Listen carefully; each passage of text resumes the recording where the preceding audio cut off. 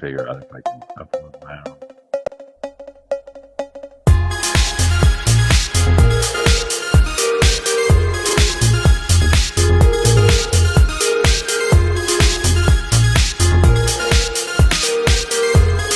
There has to be a way to upload my own if they have it on here.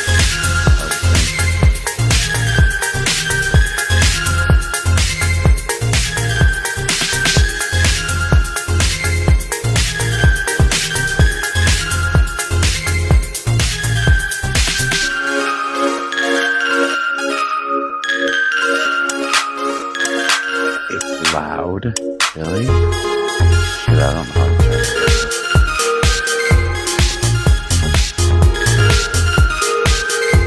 I have no volume controls on the phone.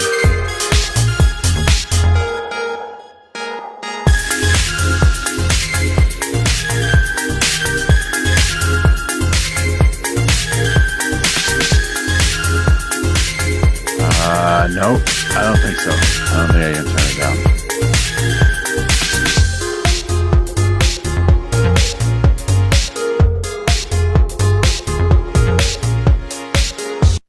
I can't shut it off though.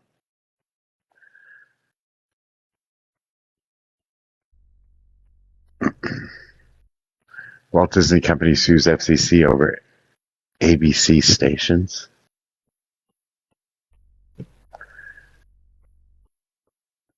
First Amendment lawsuit.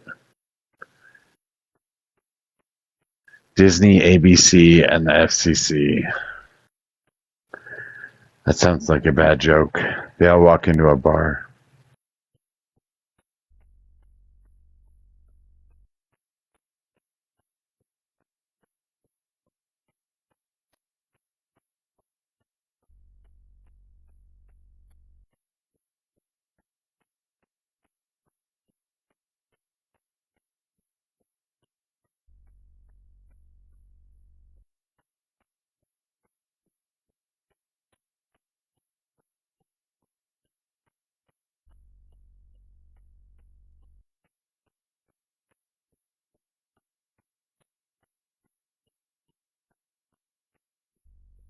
Why?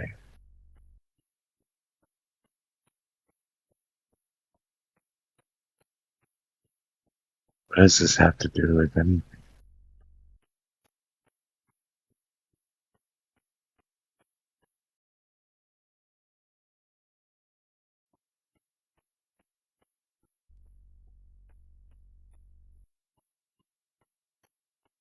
Yo, yo, yo, what's up? The ceiling. Sorry, what was that? The ceiling.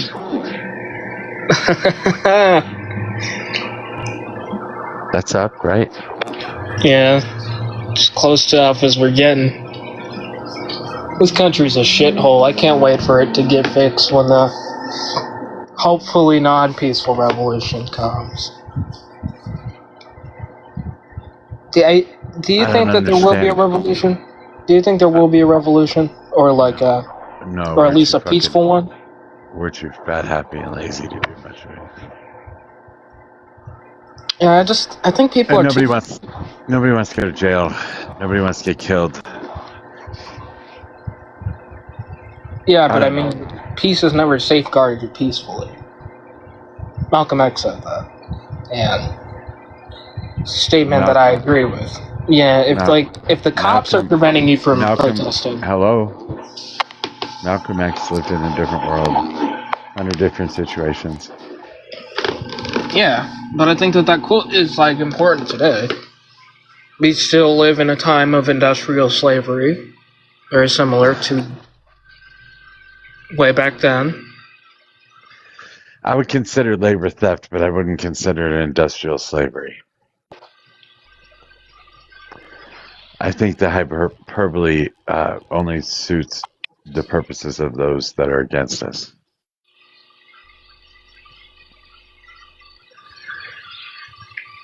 Because you sound like a crazy person if you say we're in slavery today.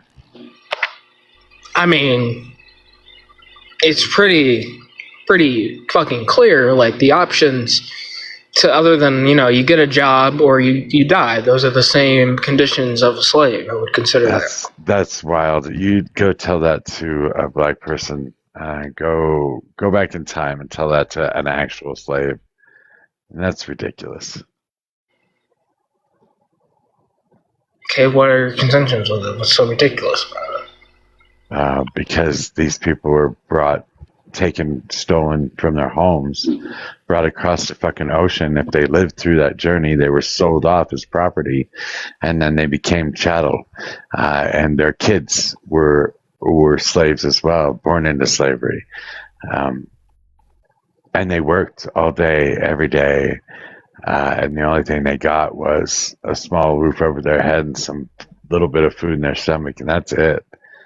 I mean, to compare what we have today to what was happening back then just seems a little ridiculous.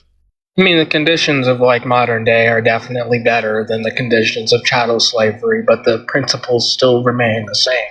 If you don't work, think so, man, you're gonna piss people off on both sides by saying that shit. Well, it needed to be said. I'm the one who can see the change on this. I don't think it needed to be said. I think you could have gone your entire life without saying that. You really could have. Wow, who are you? Huh? Said, wow, Hi, who I'm are Falcon. you? It's nice to meet you too, then. I do agree that slavery still exists in the modern world and still exists in the United States, but not in the way that this person is talking about. I still believe that, under the 13th Amendment, at places like Angora Prison, there are people still held in what is essentially effective slavery, and slave labor is still used in the United States, but to say that every American worker that is underpaid is a slave is wild. Okay, so are you referring to the prison system or some shit? Yeah, that's the 13th Amendment. Slavery was outlawed in this country except for in the case of punishment in prison. But those people, they volunteer to do that prison work, right? No. They get assigned? Yeah. And they can't do nothing about it? Pretty much. What do you mean pretty much? I'm gonna fact check you right now. I know you, are you sure or no? Go look up Angora Prison. I'm saying in general in America. You brought up an amendment. Now you're saying to look up a specific prison.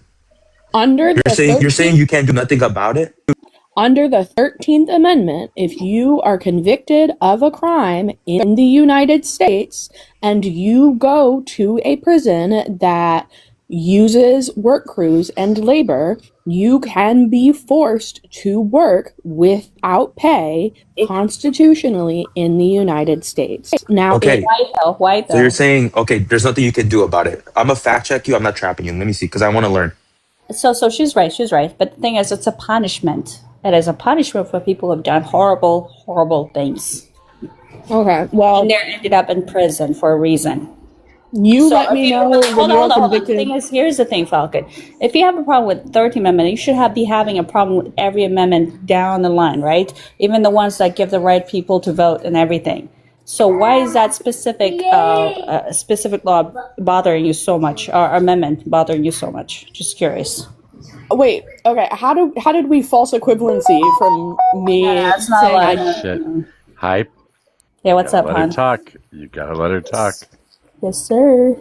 How did we false equivalency from going just because I don't like the 13th Amendment, that means that I don't like every amendment after it? No, I got it. Actually, it was my bad. I'm sorry. I think I made assumptions, and I apologize on that. But the point I'm trying to make is that here's the thing, right? You're not going to be in that place to do involuntary servitude necessarily, unless it is as a punishment for a crime that you committed and you end up in jail for a reason that is because you're not fit to be in society for the crime that you committed. That's it. That's all it is. Okay. Not everybody is entitled to that. Because it's Falcon, not I fact checked you, Falcon. You're wrong, by the way. Just letting you know. How am I wrong? All right. You're wrong because you can't force someone to do something. At the Louisiana State Penitentiary, commonly known as Angola, incarcerated prisoners generally cannot refuse to work. Work assignments such as the mandatory outdoor farm line are compulsory, and refusing to comply carries severe disciplinary and institutional consequences. Okay, then. She was absolutely correct. No, she's not correct. She is correct. What I just read. Because all you do is lose privileges. You don't. No, institutional consequences. They can add time on. They can add time onto your sentence. Okay, but you don't have to work, right? Yeah, you do. All right, then. No, you don't. You just told me if you don't work, you'll get more time. It's time to pull out coats. So if I get sentenced and I say to the prisons, I'm not going to work. You're not gonna force me to work. What will happen to me? They can't force me to work. They can't put a chip in my brain and I force myself. So what happens if what happens if I'm dead weight and I say I'm not moving? They can actually put you in solitary confinement if you refuse. Okay, then. So that's they're torture. not forcing, right? That is torture. Great, but they're not forcing me to work. That's for some people. That's torture. For some people, they like it. There's many documentaries of people who are in confined spaces and prisons, and they actually thrive in it. That is fucking wild. This is not wild. This is a stretch. No, you were just being bad faith. Hear me out. You're just being bad faith. I'm not. You came in with this idea that we don't have slavery according to the 13th Amendment, right? And you went out to go prove yourself correct, and you've been proven wrong. And I know it hurts, but just admit it, man. I'm wrong all the time, Mr. Mojo. My point is, what if a slave didn't want to do slavery work? What was their choice? What would happen to them? Be honest with me. They'd be tortured. Can I tell you? Or was it a potential unalivement or grape? Can they be unalive and no consequences happens to the slave owner? Yes or no? Oh my god. Can I answer your question? No, let Mr. Mojo answer. No. All right then. So perspective matters in this conversation. For example, if you're in the military, for example, hold on. Hype. Falcon was trying to go. Go ahead, Falcon. So I don't know universally the way that the consequences work at every single prison in the United States. I can say, as someone who has a brother or who's had a brother in prison for a crime that he committed as a child, that what ends up happening when you refuse to work, even if it's for health or mental health reasons, often what the wardens and what the prison guards will do is they will start to punish your entire block and then look the other way when the people on your block get sick of getting punished because of your actions.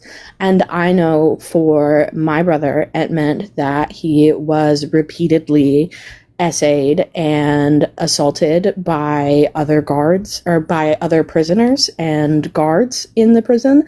And no, there was never any justice held for the people who did that to him. It's not like they're going to, because people, what happens is someone's branded a criminal, right? And then they lose credibility, quote unquote, in the eyes of the law. And so guards and prisoners get away with these human rights abuses because a lot of people have such disdain for people of color, and especially people of color who have committed crimes. Wait. So when you go to prison, we don't have to go on your personal experience. Yeah. But yeah, that's. But that's not the only. There are documented examples. There are documentaries and things like that. There's an HBO documentary. You can say the same thing about every aspect of life. But the point is, Falcon, when you go to prison, you are losing your privilege. You're losing your right, and you are losing a bunch of rights. So when you go to prison, you are exchanging, you're forfeiting what you were before because of the crime you committed. So 13th Amendment is very clear. Wait, Hype, that's what she said. The 13th Amendment specifically gives the ability to keep slaves in prison. But they're not slaves. They're not slaves. Here's the difference. Just like, hold on. This is a great comparison, by the way. So when I joined the military, I knew exactly what I was signing up for. So when somebody commit crime, they knew exactly what they're signing for. You could lose your privilege and your rights, and that no longer belongs to you because you signed it over to the state. For example, you don't sign it over. Nobody agrees to go to prison. What are you talking about? They're being when you commit a crime, yes, we live in a society. When you said, "Hey, I'm going to commit this crime," okay, and the slaves in Africa, they just happened to be in the wrong place at the wrong time, and they didn't jump over the side of the boat in the middle of the ocean. Had a choice. And those slaves had a choice. They totally had a choice on whether they jumped off that boat as it was crossing the Atlantic. Throughout time, didn't slaves fight back? Or no, only these African slaves. You guys are being so ridiculous. We're not being ridiculous. You guys are also forgetting that there is something called the Eighth Amendment, which is supposed to protect against cruel and unusual punishment. What Falcon just told you, though anecdotal, can be proved through studies that have been done to the prison complex, right? And those are things that are against cruel and unusual punishment. Collective punishment is still a crime against humanity by the International Criminal Court. Yeah, but that's not all prisons. No, but you have to understand, even though you lose a certain amount of rights when you go into prison for committing a crime, you are still entitled to your constitutional right to the Eighth Amendment, which is freedom from cruel and unusual after prison, if you're a felon, you lose your rights. No, you don't. You don't. Yes, you are. If you're a convicted felon, yes, if you're a convicted felon, you don't have the same rights as a person who didn't do zero crimes. In Virginia, they just got their right back to vote, right? Because we understand. But it wasn't, right? Listen. But it wasn't, right? El Predictor, listen to me. You're not listening. I'm not talking about your feelings. listening to you. I'm just muting myself because Mr. Mojo hates when I talk over you, even though I was talking. No, you weren't letting me finish explaining. Your Eighth Amendment rights are there distinctly to protect prisoners, to protect those who are detained. It is a distinct right that is not given up when you go into a prison. It is something you still have when you go into a prison. Just because you committed a crime does not remove your humanity. It does not remove that you are a human being and a person who still has the right to life, who still has the right to a First Amendment right, who still has the right to practice their religion. These are all things that are still remained. There are certain things. Equal protection still applies there. Just because these prisoners don't obey these laws, a lot of the times, that doesn't mean those things aren't real. So what you mentioned is that if someone who is incarcerated who's in prison and they did something wrong and the whole team that's surrounding is being punished, that is a lie. That is not true at all. It is a legal practice. So someone said something and she brought it up. It's bullshit. It is false. It is just because something you're telling your logic right now is illegal. Hold on, I'm not done. Your logic right now is that if it's illegal, it can't happen. That doesn't make any sense. If that were the case, then there wouldn't be prisoners in the first place, would there?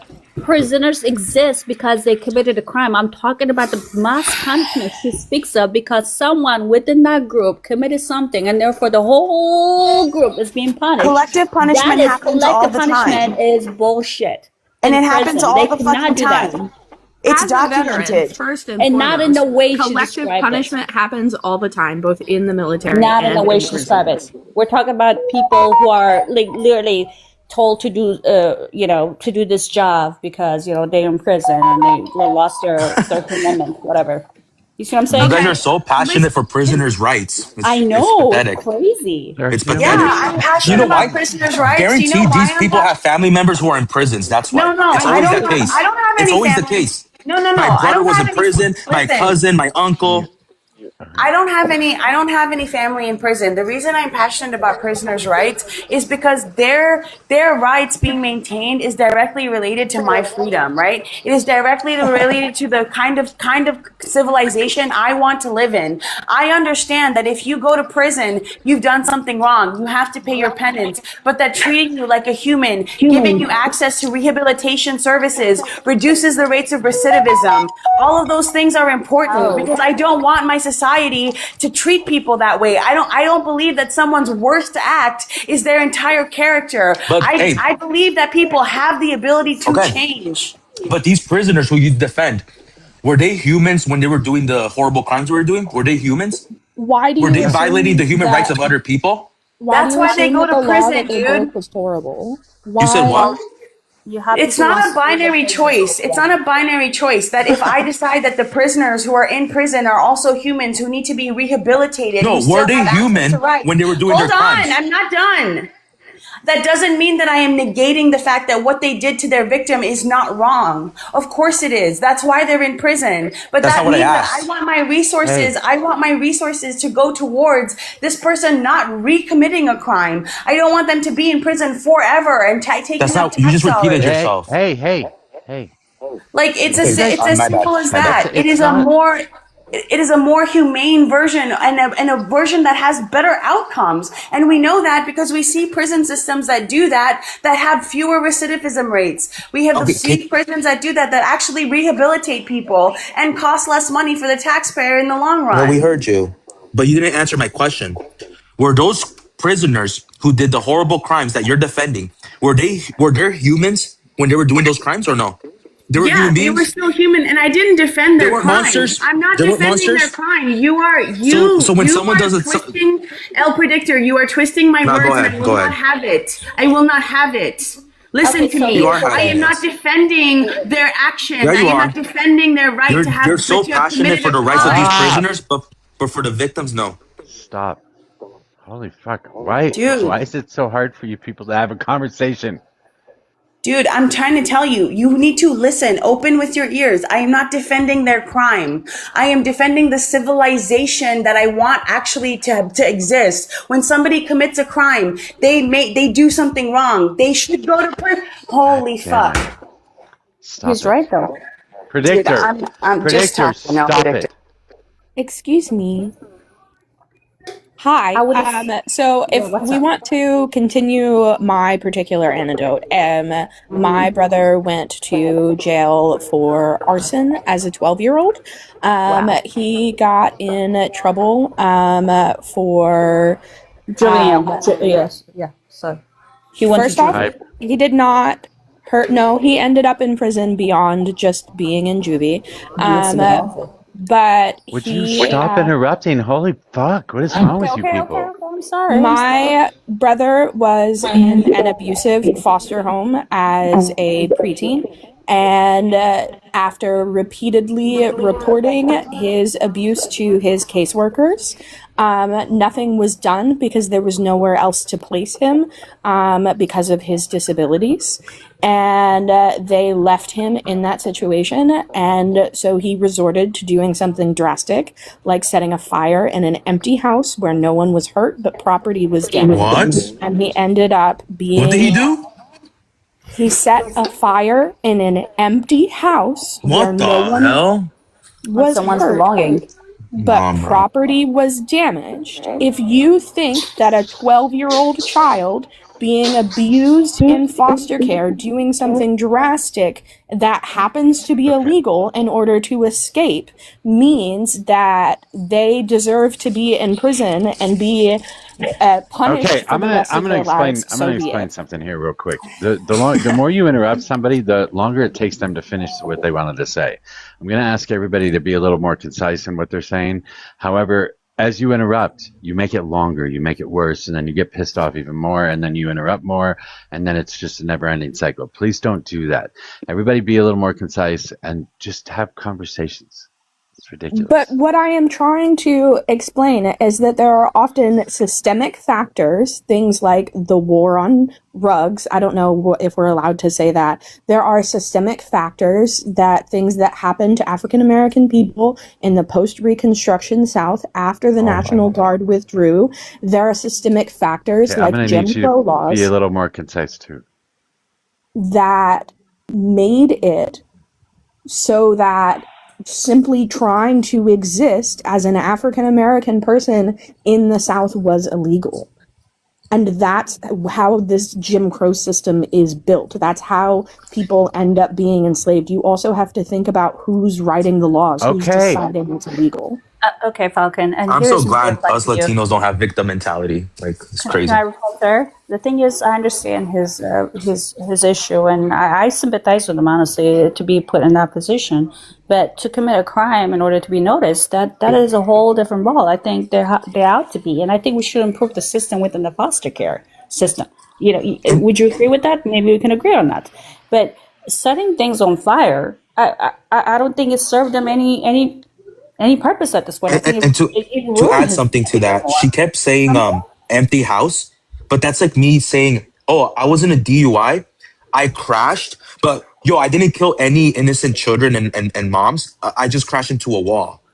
And It does like the fact that there could have been a child in that house or something like that. yeah. I don't get why we sympathize with these He criminals. was a I You child. don't see, get that's the it. thing, Falcon, Do you and not I see that though? understand. He's screaming for help. He's screaming for help You guys because are that is, just like you said, bouncing he's off of each disabled. other.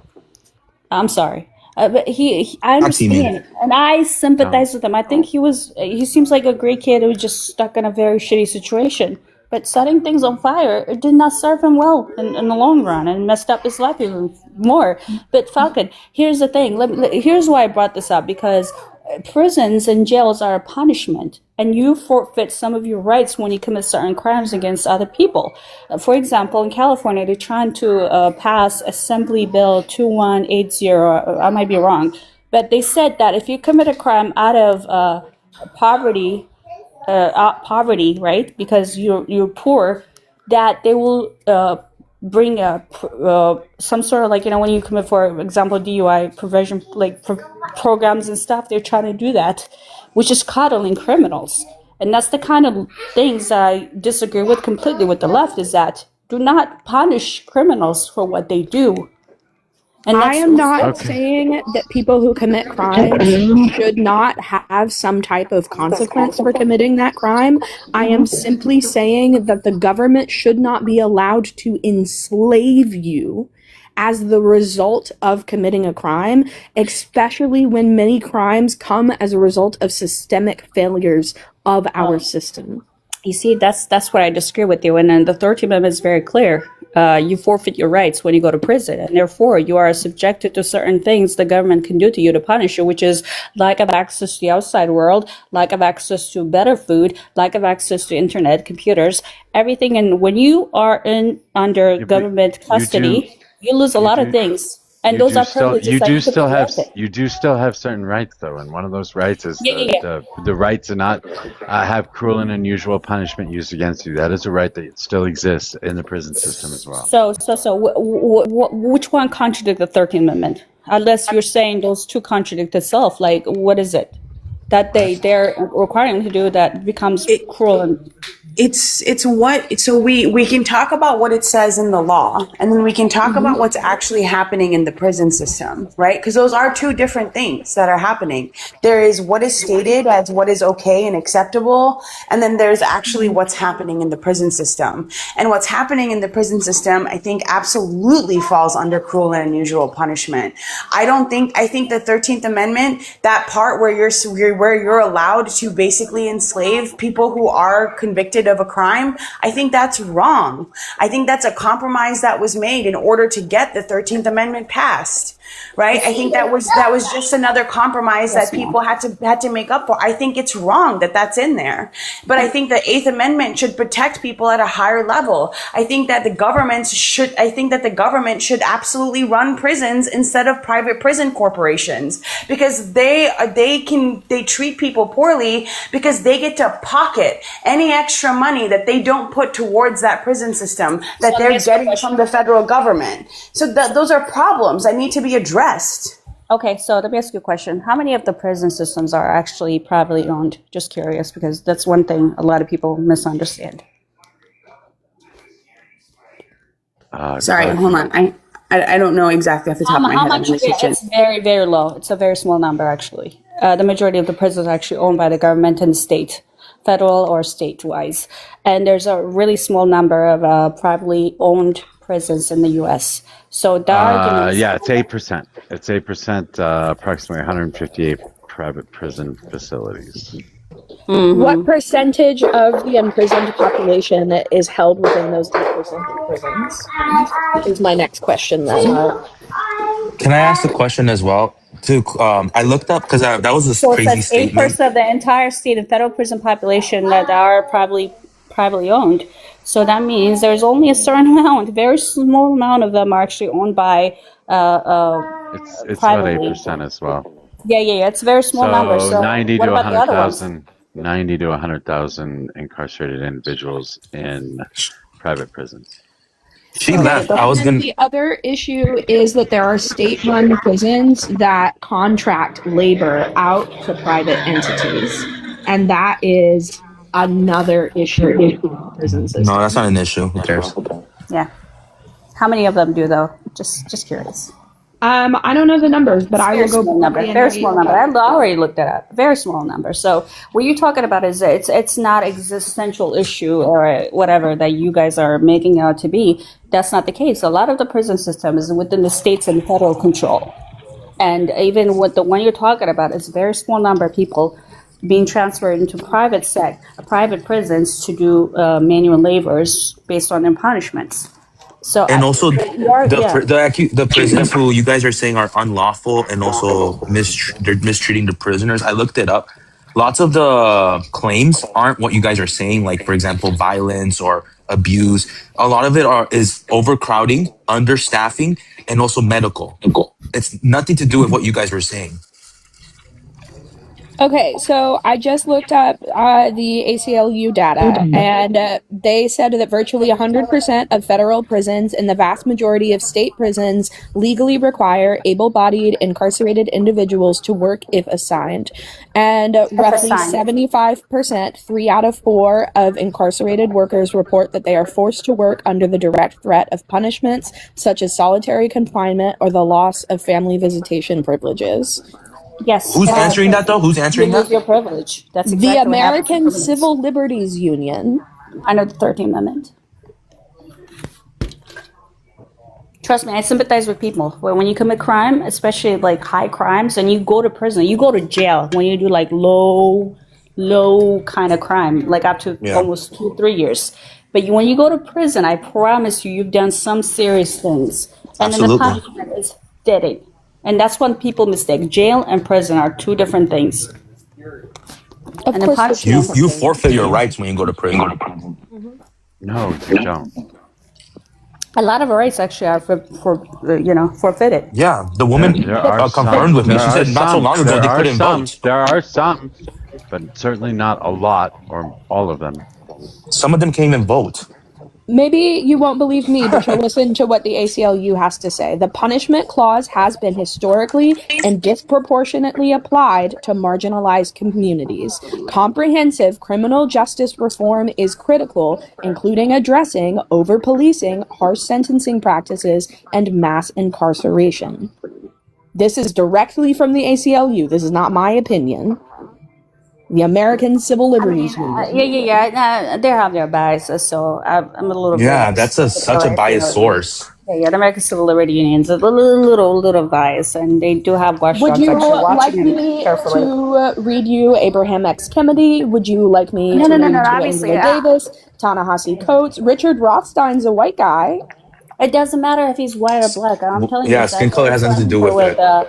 Restorative justice. Those people who lean towards restorative justice, and these are Marxist ideology, by the way, which I completely disagree within the justice system. Those people are very sympathetic to the criminals versus the people who are victims of the criminals. So yeah, I have my biases towards them, and they have their biases towards prisoners and the victims. So yeah. Can I ask you a question, Falcon?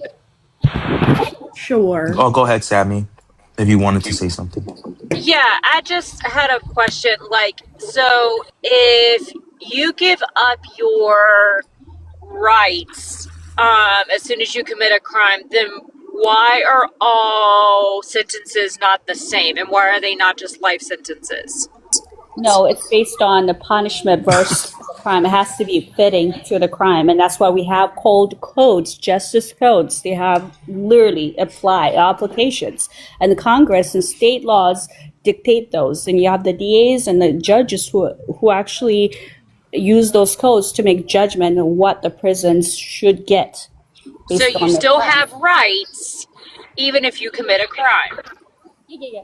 But the crime has, like I said, your crime is that, hey, I literally just stole something, and guess what? How much is it worth? And based on that, they determine is it a felony, is it a misdemeanor, and then how many years you can get. And then when they put in jail, is like the prison decides what you can do, what time, how many years, whatever, right? Based on the judge's determination or the jury. And then they determine what your punishment is within the prison system as well. Well, you still have your rights because you haven't been found guilty yet. You haven't gone through the court proceedings and found guilty. That's why you still have rights. But you still have rights in jail. No. You still have rights or jail. Hold on. You still have rights while you're in jail or prison. Like Mojo was saying, there are still constitutional rights you have as a human in the United States. Oh, yeah, absolutely. You Regardless. have rights to medical assistance. You have rights to see lawyers. You have rights. A lot of rights. But hold on. You have rights to lawyers. You have right this to this and this. But you also lose the right to be outside of a prison. You lose the right to. That's not a right. You lose a right to vote. You lose your right to vote. A right to vote is a right. Yeah. You see what I'm saying? You do lose a lot of things as well. So federally, you lose your lots right of to, privileges. So federally, you lose your right to vote. But just as what HR said, like 5-10 minutes ago, state-wise, you can get your rights to vote within the state restored. Correct. That's not. Yeah, but what if they want to vote? That's not even actually true. I'm sorry, but it is a state-by-state issue. They can let you vote in federal elections as well if they so choose. So the state of Florida, for example, has systems set up where if you pay your fines and you are released from jail and not on parole, then you will be able to vote again. Each state has different rules as to when you can start voting again. Yeah, and that's the beauty of the 10th Amendment, by the way. So, yeah, Mojo, I thought it was only in state-based elections. I didn't realize it was also federally. No, it would also be for the federal as well. That's a state issue. Yep. See, I mean, I thought you were talking about while in jail. I thought you were saying that there were certain states that would allow you to vote in state or local elections while in jail. Yeah, federal. Yeah, you can get those restored, but while you're in jail, there's no way you can vote in a federal election. Falcon, can I ask you a question, please? Sure. I was gonna say, let's just say someone does first-degree murder. What should her conviction be? Like, how much time should he serve? Okay, so how much time should he serve in prison if someone does first degree murder, according to you? Just to understand. You're not gonna like my answer to this. That's fine. I believe in the restorative justice model of I do. And okay. I think part of what should be taken into consideration is the desires and the needs of the family who has lost a family member. I support judges that allow family members to speak in court about and give their impact statements during sentencing. And I think that the outcome for that individual who has been irrefutably proven or has confessed to committing a crime like that is going to vary depending on the needs of the family who has lost a loved one. Wait, so you're saying that you believe they can be rehabbed? Hold on, before I do think that people who have committed can I get in here? Before we go any further, I just want to introduce two people to make sure that they're not going to freak out or something. Balzas, are you there? Unmute. Yes. I'm here. I just have a question for you. Wait.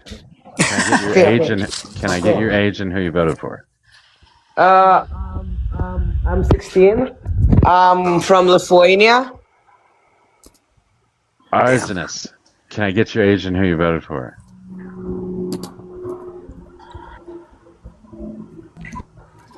Can I debate with you a bit? Wait, no, he just asked for Yeah.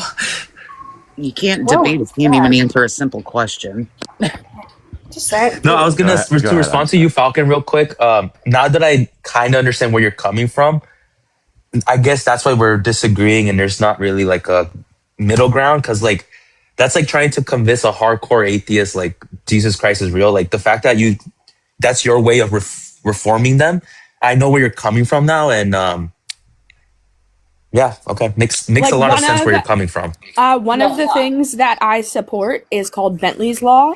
That's where someone who has committed certain fatal offenses are required to pay child support to the victim's children, their minor children, until they reach that's on the Bible majority.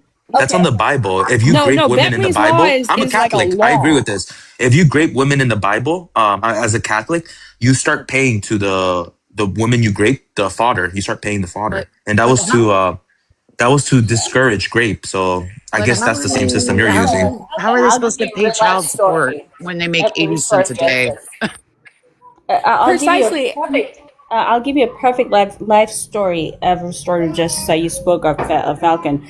This lady, her mother was, unalived by this guy, and the daughter actually went to prison, visited him every year. She actually was like very friendly with him. Eventually, she applied for his release, and he was paroled.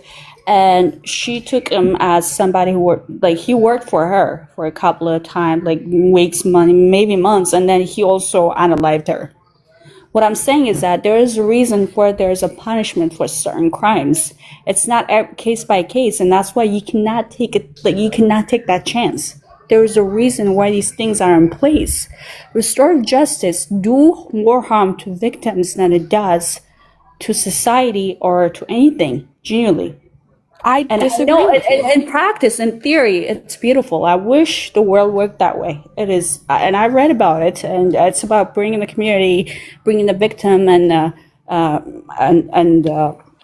the perpetrator together and see what we can work with, especially people who came from like low poverty background. It's beautiful in theory, but in reality, it doesn't work that way. Genuinely, and we live. Restorative justice does not always equal. Restorative justice does not always equal that someone who's committed a crime is going to be released. Now I am biologically related to this individual, but I was not raised by them, and I did not meet them until far later into my adulthood. But there's a particular member of my family that harmed someone, and every time that family member's parole hearing comes around, I go with that victim to court to say that I do not want this individual out of prison because the person that he harmed does not want him out of prison and is afraid for their safety were he to ever be released. So again, restorative justice takes into account the desires and the needs of the victim and does not automatically mean that someone is not going to face jail time or that... Well, I get it, and that's the reason why a lot of the DAs and they take that when they go to law school. Actually, it's become a part of the curriculums and everything they take into account. It's become part of it. That's why a lot of DAs now, like district attorneys, a lot of the lawyers now, they're very sympathetic towards, I would say, towards the perpetrators, even if they are sympathetic to the victims as well. And that's why they're releasing these people back out again consistently. The judges, everything, and then it's just creating more chaos than it is solving the issue. Is that there's a reason why prison system is there is because you have to punish people for the wrongs they've done, because society cannot handle it. Do you have anybody in your family that's a lawyer, Hype? What doesn't matter? Because you said that the DAs are. Because you said that you think that the DAs are more sympathetic towards the perpetrators. I will very much disagree with that, considering my ex-stepfather is a county attorney. I know it's not the same as a district attorney. There's no sympathy. They're following the letter. You don't need to have relatives who are lawyers to understand this or talk about this. It's not like I'm talking at all. Yeah, I interrupted you. No, I interrupted you. Stop. Let a woman finish. No, I don't. Only my wife. You're saying that they're kind of teaching this in the curriculum and the bar and yada yada yada. No, they're trained to follow the letter of the law. They're not being trained to be more sympathetic towards perpetrators. That's not a thing. Well, no, I disagree with you. You don't say they don't give sweetheart deals to the guys committing crime? You don't It say depends. that? It depends on the case. It On the depends on the area. case. It depends on If the area there's too. small fish, if there are small fish trying to get a bigger fish, of course they may give a sweetheart deal. But So if let me it's a ask you a one and question. done like a schmurder, no, they're not giving sweetheart So deals. let me ask you then. There's this Ugandan dude. I believe in Oklahoma City. He would literally SM a bunch of women within the past like 3-4 weeks straight, and he has 20 other conviction. And they kept allowing him after trying to sexually, like the R word, and they still allowed him to go back on the street. And a judge allowed him to go back on the street again. The thing is, you have issue within the justice system where they're sympathetic about towards these people versus the victim, and they're allowing them to go back on the street to do the more harm. And Okay, that's what so I'm talking about. Justice. why has the judge's bar not been contacted then? Because if he has the 20 cases of SA No, or the rape, actual yeah. Bro, we're just going in has the bar I circles, not was been man. getting talked to. I was to? getting into that. The actual like the sheriff spoke. The sheriff actually he spoke against it. He named her by name. The judge was releasing this person back and forth, back and forth. He called her. He said that she's putting the community in danger. But Okay, this is the kind of judge that came out of the same group. I'm talking about the same system Falcons talk about, restorative justice system. They were brainwashed with that ideology. They think how he is a victim society versus he is the one who is a problem. okay, but again, why has that state's bar not been contacted? There's Because probably corruption. if he's now being released on 20 counts of that or potential counts of that, that bar association from that state needs to be contacted. So why hasn't that been done? Because it depends where you're at. When you Yeah, have Falcon had a No, similar the bar experience with the brother. the bar has ethics that they have to uphold. If they are not upholding those ethics standards, the bar can yank their license. It's same with exactly. medical And providers. If we're they're doing it right doing now. harm, they can have their licenses yanked. That makes no sense. No. In It does Florida, make we're doing it sense. to a judge who did pretty much almost the same kind of thing. But in Oklahoma City, which is kind of a blue run city, Are you kidding? he was fighting for it. I'm just saying. So Oklahoma City's a red if is a you're red gonna city. Oh, hey, Paula. if you're just gonna throw shit and see what sticks to the wall, why don't you look up Ken Paxton and his buddy that essayed a young boy and he only got 29 days for it? That's a I just damn out wanted of So red to. state. that's a Can sweet I deal. just? That's disgusting. Hi. Can I just I just wanted to remind everybody that regarding this stuff, the laws are written for the criminals, the alleged criminals, not for the victims. You know that, right? The laws aren't written for the victims. They're written for the conviction, the alleged Which criminals. law? Which law? If you studied or opened a book, you'd find out that's Okay, our but which system. one? Can you It's name me our one? If it's system. so It's easy, our system. It's our system. It's our whole system. can you name one? So I think what Can Okay. you? So hold on. you're No, sounds good. your You can't guys even name one. go. No, That wasn't a trick. I'm just I'm saying. sorry, sir. Let me reiterate one more time. Our criminal laws are not written for the victims. They're written for the alleged criminal. Okay, can That's you the name one right. law? No, Yeah, it's she's called right. the She's all right. laws. All She's right. laws. So All right. You think that our criminal system is set up for the victims? No, it's Is all that what you think? laws. No, Is all that what you laws. think? Is that what you think? No, I already answered you. You're up All here laws. crying about something you don't know anything about. Just do a We're little more not research, crying. We're man. not Yeah, crying. We're you cooking right are. now. You're We're crying. cooking right now. Why? Especially Why? Okay, I'm hold slowing on. her down. Man, you're cooking ramen You're. noodles. What is wrong with you? You're Exactly. cooking I'm boiling ramen. that water and I'm putting seasoning in it. It's gonna be I some love delicious it. ramen. Some egg. It's not gonna Do be you have No, no, AI, no, man? no, no, no. It's that I'm not an cheap 10 instant cent noodles. pack. It's that Nope. cheap 10-cent pack, and you Hell can't no. even figure out how to do I'm the that ones you right. gotta sit down in a You're restaurant. microwaving that shit The right now. Hell no. yeah, Mine yeah, is it's you gotta definitely going turn in up the the heat, you microwave gotta for wait a 30 while. minutes. El You gotta Predictor? The there's a rights of the spice level. accused. The rights of the accused are what are protected in our system of justice. No one disagreed with you. I'm just saying, can Yeah, you but you're name up here one? belly aching So about No, I'm just everything saying, could you else. name one? And you got offended, I or did. I just named it. The rights of the you said accused all are what's laws. protected in the criminal system. I'm sorry if you don't Because understand the distinction. the state No, is I don't normally what understand. charge them with a crime. The state is normally what charge them. Even when the victims actually like withdraw from the case, like you say, domestic violence, the state can still proceed to charge these people, Exactly. and therefore there's a law that says that, oh, these people are right to have the right to remain silent, they have the right to a speedy trial. All these laws are set in place for them, while state is, and then that's the prosecutor's job is to convince not only the state but the jury that this individual is a criminal. Yeah, but we're And talking about the rights of the accused or what are protected. That's what I'm trying to tell you. You think that the victims have rights in a trial?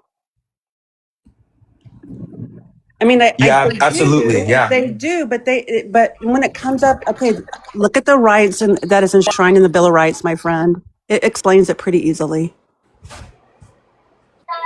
And you know, sometimes the DAs make a deal with the criminal before even discussing it with the victim's family, because the victim at this point is irrelevant, even though it is the crime done to them. It's between the criminal versus the prosecutors at this point in the state. You know what I think? But that varies from place to place and DA to DA. Sorry.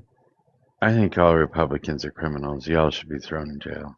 Every last What the hell? No, MOJO. Yo, chill. But we pay our taxes. We're self-made Americans. Stop. I happen to live in a city in Virginia that has a DA that is implementing restorative justice reforms, and it is possible to do that and be supportive. And things like Bentley's Law, and I don't know what his name is, but you gave the example earlier of someone having a DUI and taking someone's life. That actually happened in Virginia. Are you from Virginia Beach by chance?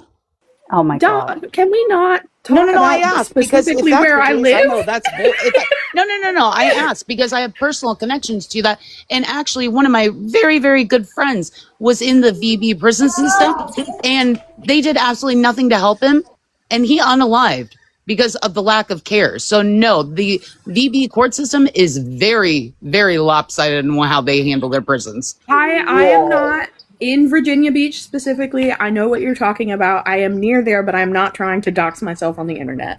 But there was a case that... Who's your DA? What? Who's the DA around you?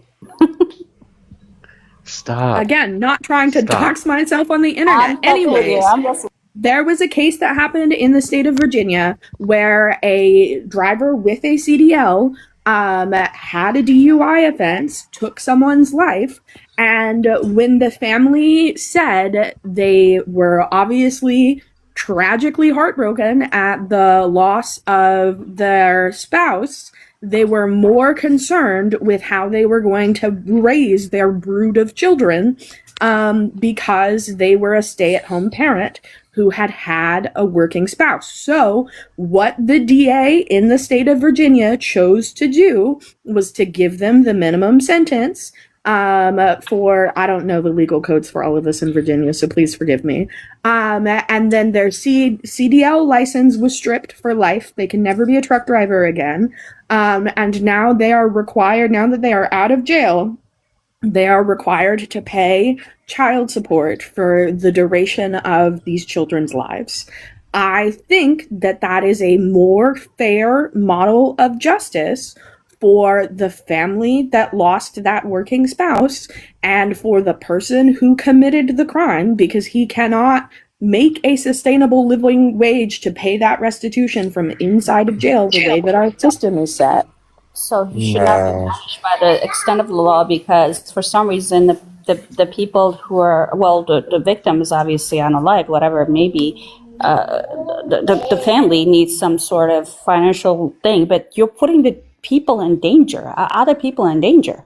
How are we putting other people in danger by saying that this man... I can give you an example. Even in the state of Virginia, you have somebody who actually unalived somebody who was released because of bail reform, whatever that may be, and then he went on to do the same thing eventually. And the thing is, when you have sympathy for the perpetrator versus everybody else that live in that community, you are putting everybody's life at risk. And that's what you have to consider too. Not all the time. That's not all the time. But the thing is, you do not know. That's why these punishments are there in the first place. Perpetrators are released from jail regardless of whether or not restorative justice systems are in place. You have bail reform. For example, if somebody's being F out of their spouse, their husbands, whatever, and they're committing, DV, and then you release them seconds later because it happened in New York, and they go back and finish the job. That is restorative justice right there. You care about more than, that's the issue right there. Again, restorative justice is about making a repair between the victim and the perpetrator. It does not automatically mean that somebody is going to be released early. So but the thing is, that's what's happening under the guise of that. In reality, in practice, that's what's happening. It's dangerous. Hey, really quick. Sorry, go ahead, Mojo. Go ahead. Well, I was just going to ask if you can prove it, but that's it. I just wanted to bring... Oh, sorry, Mojo again. I just wanted to bring up something about the OKC thing, because you were saying that was a sweetheart deal. I was teacupping because I wanted to look that up, because I was like, something's not right here. No, the DA hasn't been able to adequately identify or contact the victims. So they can't bring full charges, so they had to give him bond. So it's not that they're getting a sweetheart deal. It's the DA hasn't been able to reach or identify all of these victims yet. So no, it's not a sweetheart deal. It depends on the situation. The majority of the time, yes, people actually contact back the DAs and be like, hey, you know what? I do want the continue pressing charges, and I want this person to get punished. But there are times where the DA was like, you know what? They don't get that. contact the victims. I get that, I get that, but I'm talking about the specific OKC from the guy from Guyana that was brought up about the 20 previous charges, blah, blah, blah, blah, blah. And somebody was saying, hold on. And somebody was saying that he's getting a sweetheart deal from this judge. That's not factually correct. So we need to go back and fact check ourselves with that. That it's the DA can't get that the DA can't get the proper evidence to bring the charges forth because they can't reach or identify the victims. That's not him getting a sweetheart deal. We need to correct when we're wrong. You're telling me the victims reported the guy, you literally have evidence of that happening. Even the victims eventually did not want to come forth. You still have that evidence. It's not the first time. It's not the second time. It's not the third time. And you've been caught several times doing the same thing. And you see a pattern. You're like, this guy is a danger to the community. Maybe he might not have to be in prison. There's mental wrong with him. Maybe put him in mental institution. But no, just release him. And he tried to RAPE somebody. You said this like 4 times. How do these people not get it? Exactly. He's but they're just going in circles. Mr. Mojo. Hold on. You can't just hold somebody in prison when you don't have... And that's the problem right there. Oh my God, why am I trying? Yeah, stop repeating your same thing. But they're not going back and forth with it. Turn your fucking speakers down. Mojo, you need to get a little bit closer, I think, to the mic. You're really low today. I'm always low. Is it low T or just low volume? Kidding. But no, when you eat some meat, then it'll be high. Why can't it be both? I mean, it could be. I'm not going to judge. Hegseth, I guess, has a plan for it. I don't know. Gender can I ask Falcon a question? Right? You just eat more beans. You'll be fine. To understand your system more, I kind of didn't really understand. I want to learn. So you were saying something that like you go with your cousin or something like that to the court, and then what I got from it is in your system, the reformant one, whatever, the criminal comes to the courtroom, and then you're saying that the victim decides if they're ready to, if they're fit for society or not, or what were? No, or did I get that wrong? Yes, you got that wrong. Okay. Can you explain, if you don't mind? Okay, so I have a biological parent that I've never met in real life. I grew up in the foster system, and he committed a very serious crime against a very nice young woman. And when he comes up for parole, every time that happens, it happens every couple of years or so because he's been in jail for a long time. She goes and asks me and my sisters to go with her to the court and to the DA's office to request, this is in Washington State under a DA where restorative justice is a reform that they are trying to practice. We go to the judge and the DA and say, we believe that her safety would be at risk if my biological father were to be released. And I say that I believe the safety of my children and my daughters would be at risk if my biological father was released from prison. They take that into account when they make their decision about whether or not he is able to get paroled. Okay, wait. A question. To not make it about your situation, can a victim technically, let's just say the criminal, he did his time, he served his time, or he's reformed. Can the victim technically go out their way to ruin the criminal's life? Like, even though they're reformed, even though I feel like I'm safe, I'm gonna go out my way to request for him to stay in prison. That can technically happen, right? I mean, yes, people are human. Oh, hell no. And on top of that, this again, that's scary. That's why the final. Let me finish. That's why the final decision does not lie in the hands of the victim. That's why but the victim has a lot of say. Judges and courts involved in making that decision. So that's crazy. And in the case of my biological father's case, he did something violently unprompted to a young woman. There are no systemic factors involved. There are no poverty factors involved. He took what he wanted from that woman because he felt like he could. He is not a safe human being. You see, you said something. It has to be some sort of poverty or some sort of racial thing attached to it for him to commit such a heinous crime. Where even the not judges, everyone that commits no. The point I'm trying to make. No, you are being sympathetic to certain criminals based on their background versus what they commit, and that is the fucking problem with the restorative justice is that you don't give a shit about. Because you don't care about our Constitution. No, that's not what. I'm just gonna. I mean, look what she just said. She said, there's nothing attached to what he did, even though he did horrible thing to this individual. Just because something is not attached to it, it makes it fucking okay to put that motherfucker in prison. And that is the fucking problem. We still have to follow the law. Bullshit. Yeah. We still have to follow the law. Let's go. We have to follow. Wait, El Predictor, you wanted. Wait, hold on. Stop. El Predictor, you asked me a question. What laws would I referring to? I'm referring to the 4th, 5th, 6th, 8th, and the 14th Amendment, man. That's what I was referring to. Okay, that was like 50 minutes ago, but thanks for the answer. No, I'm sorry. I had to look it up. You asked me a question. I wanted to answer it for you, man. That's all. I looked it up myself. To what she's saying to me, I am trying to say that I have sympathy and empathy for a person who gets caught stealing something from a store because they cannot afford food. Yes, I am.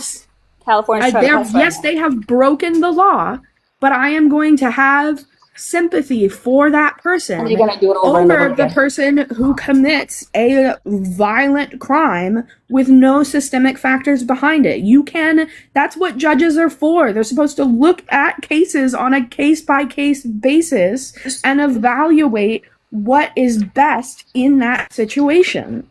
And releasing criminals just because they're poor background or minority background is not going to solve the issue overall because you are. Did I say release? No. It doesn't matter. Whatever punishment you're dealing with based on, I feel bad for that person, instead of saying, hey, does the punishment fit the crime? And then what can we do about it? And is it the first offense? Now that is being sympathetic, I would say, a very logical way. But what you're compromising is that you compromise logic for emotional shit. And don't do that because you're emotional. Society.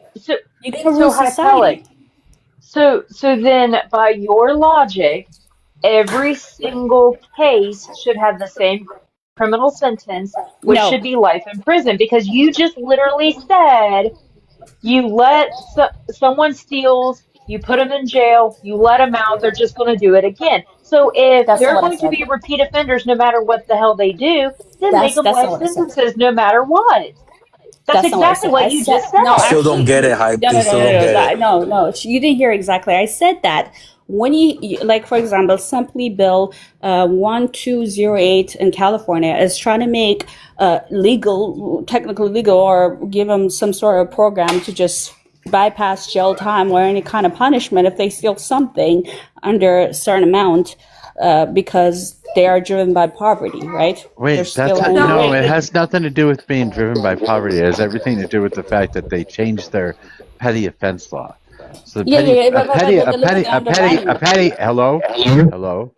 A petty offense is something that doesn't deserve jail time. Why am I getting an echo through somebody else's mic? No, my bad. Mic check, mic check. Oh, all right. My point is that you are literally giving a bypass and say, hey, you did this crime, but we understand where you're coming from. You know, like, we understand. No, that's not at all what it says. That's what it is. The law says nothing like, no, the law says nothing like that. See, MOJO? No, that's what they're doing, though. You can explain it to them 50 million times. You're just reading random shit into this, and you don't even fucking know what the hell you're talking about. Hold on. Did they have to have the actual city vote? Like, California had to vote against to rewrite whatever, to actually get rid of the law that says you cannot go to prison or get charged with something if you under a certain amount. Like, the people were so fucking sick of it, they had to vote that shit down just recently. No, stop. That's fucking stupid. This is petty offense. Los Angeles, it's always been this way. Every single city and every single county and every single state and every single fucking and every single district that exists in this country, there is a petty offense law, meaning that if you steal a fucking candy bar, you're not going to jail. Stop it. And there's also something called. Just the first offense, you're saying? Never. You're never going to jail for stealing a fucking candy bar. So if I steal a candy bar every day for 10 years, nothing's going to happen to me. No, you get fined. The Food Lion, the Walmart is going to go ahead. You will get fined, but you will never go to jail for stealing a candy bar. Yeah, you're not getting a slap on the wrist. So, and there's this wonderful thing called, well, not always necessarily wonderful, but there is such a thing as prosecutorial discretion, where prosecutors can choose not to prosecute certain people for certain crimes. And so our prosecutor's office happens to have a policy where a youthful offender under the age of 21 that has committed certain petty crimes, they get referred to there's like a work program in our city to help them get connected with meaningful employment and housing, and they're like required to go talk to those like job counselors and stuff like that, but they're not, as long as they do that and they're able to prove that they have rehabilitated themselves and that they are a working and stable member of society, they do not fine them and they do not go to jail. But it's specifically, and again, that's legal in the United States under prosecutorial discretion. So Penal Code 484, that's what I was talking about in California. So if you steal something under $400 something, which like after a certain amount used to be a felony, now it's just petty theft. So it was happening consistently, just people going in and stealing and doing this. Hold on, Where I live, it's 800. Where I live, it's 800 to be a felony. Yeah, that is a problem too. It should not be. No, it's not a problem. It should be 0. You don't steal people's shit. How about that? No, I'm sorry. It should not be a felony to steal a fucking candy bar. No, not a felony. It was not a felony, though. It was not even a felony. Now they actually, because the people voted after you did that twice and you get caught, now it becomes a felony. That was, you know what I think? That's fair. Voted for it. I think we should pay people. So I think we should actually pay people for stealing from Walmart. What? Bro, oh my! They're stealing. Mr. Mojo loves the self-checkout, bro. Mr. Mojo loves the self-checkout. That's all I'm gonna say. They're stealing from us. Why not? How are they stealing from you? It's a private corporation. They're taking our fucking tax dollars. Oh my god! They're taking our tax dollars to subsidize paying their employees And then how many wages. people do they hire? How many people do they hire? How many jobs and how many shit No, do I they don't feed? fucking know the ins and outs. You don't know Walmart. exactly. That's the fucking problem. So why are you right talking there. about You want Walmart? numbers of how many people they've hired? Come on, who the hell has that in their back Yes, pocket? I genuinely would love to know. Of how many You know people why? they pay Because Imagine we don't know stealing what from the a fuck you're place talking that about. has consistent rollback prices. Holy shit! This is why we You can't have just use nothing their nice. fucking.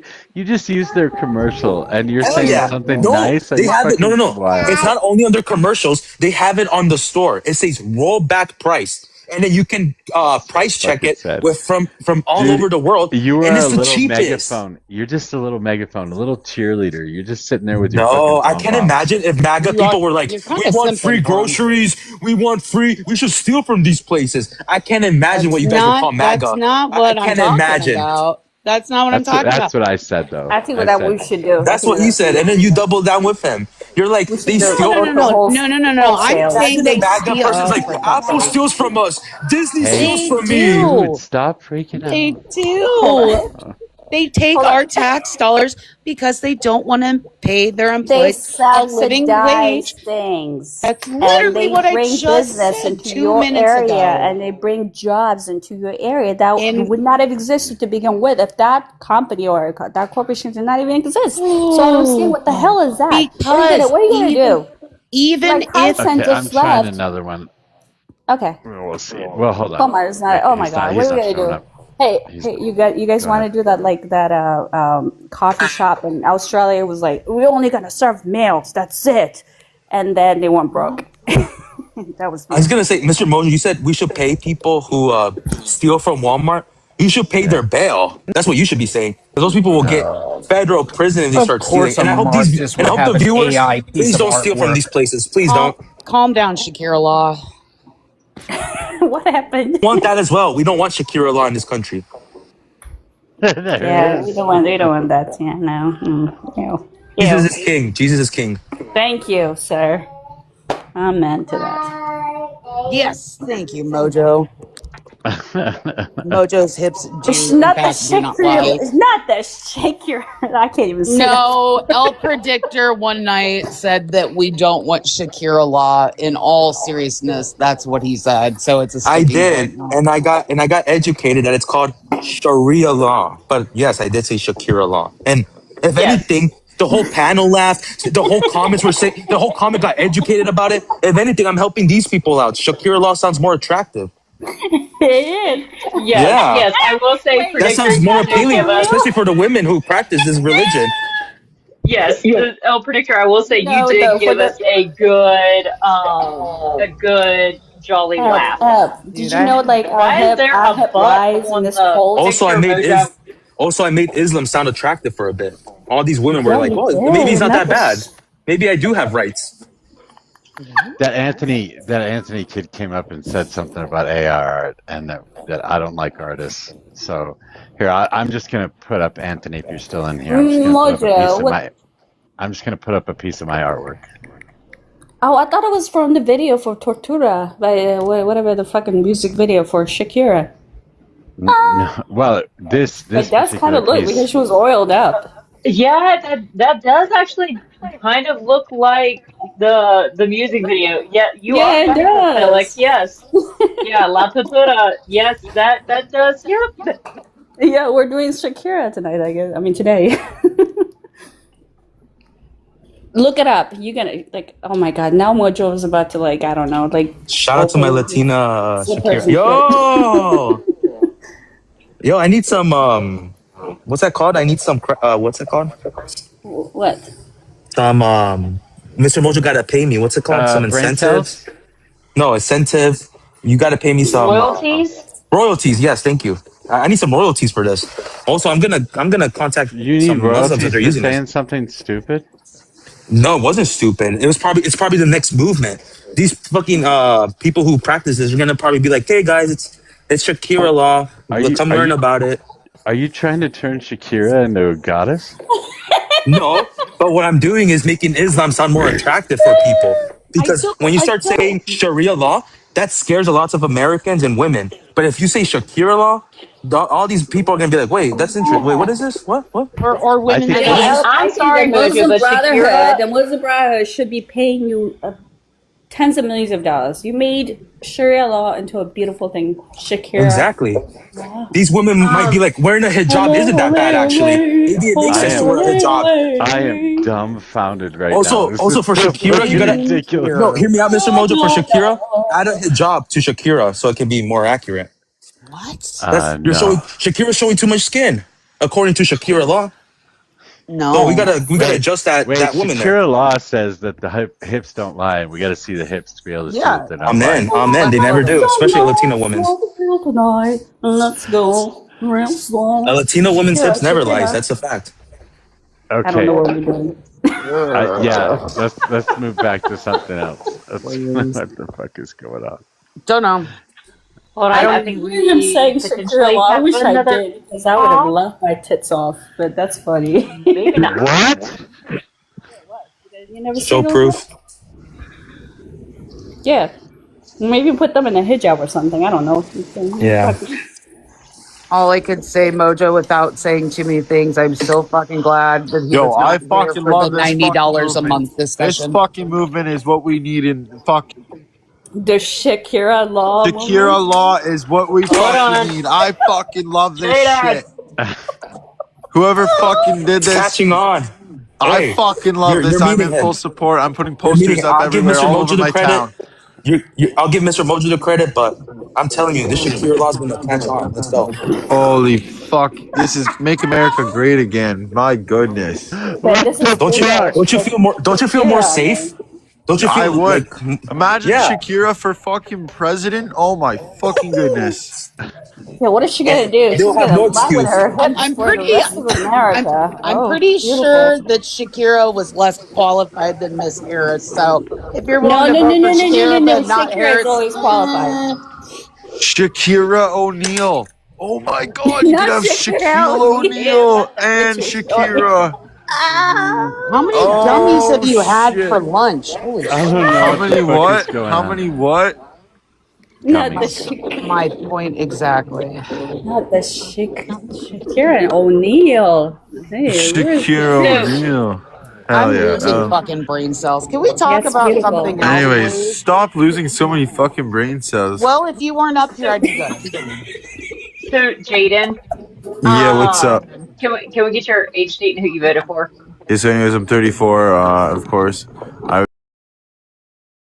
would be in Florida right now. vote Fishback.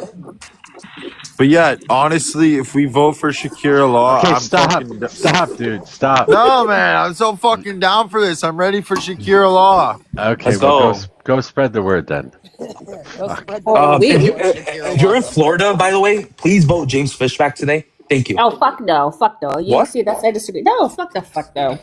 Why? No, he's he was friends with the little kids and shit. I don't really. No, that got debunked. That got debunked. It's because he And was yeah, like. the bug he's facing literally, and on top of that, he stole like millions of dollars from other people too, like 1 million or something, and he's facing a lot of shit. No, thank you. But he's gonna do a syntax. Nah, and fuck no. Fuck no. That's amazing. The syntax and No, also it's not. Have you zero looked, APAC money. have you looked at Utah? No, it's not amazing. We're What, not. Utah has a syntax? No, a syntax is disgusting. Hold on. Are we talking about a sin like SIN tax or like a Yes. syntax like as in context within? No. SIN, like in the Bible context, like a syntax. Yeah, So if you like- do bad activities, for example, gambling, if you have an OnlyFans, you get taxed heavily. Like talk Yes. to little Yes. kids. Like Gambling, adult entertainment, that kind of Yes, stuff. those will all get taxed. Hi, Pelic. And also discourage young what is wrong Americans with to you? do it. Hey, both you guys, what is wrong with both you guys? You talk nonstop. You talk through everybody else talking, even if you're agreeing with them, you still continue talking. Why do you do that? Yeah, let me tell you why.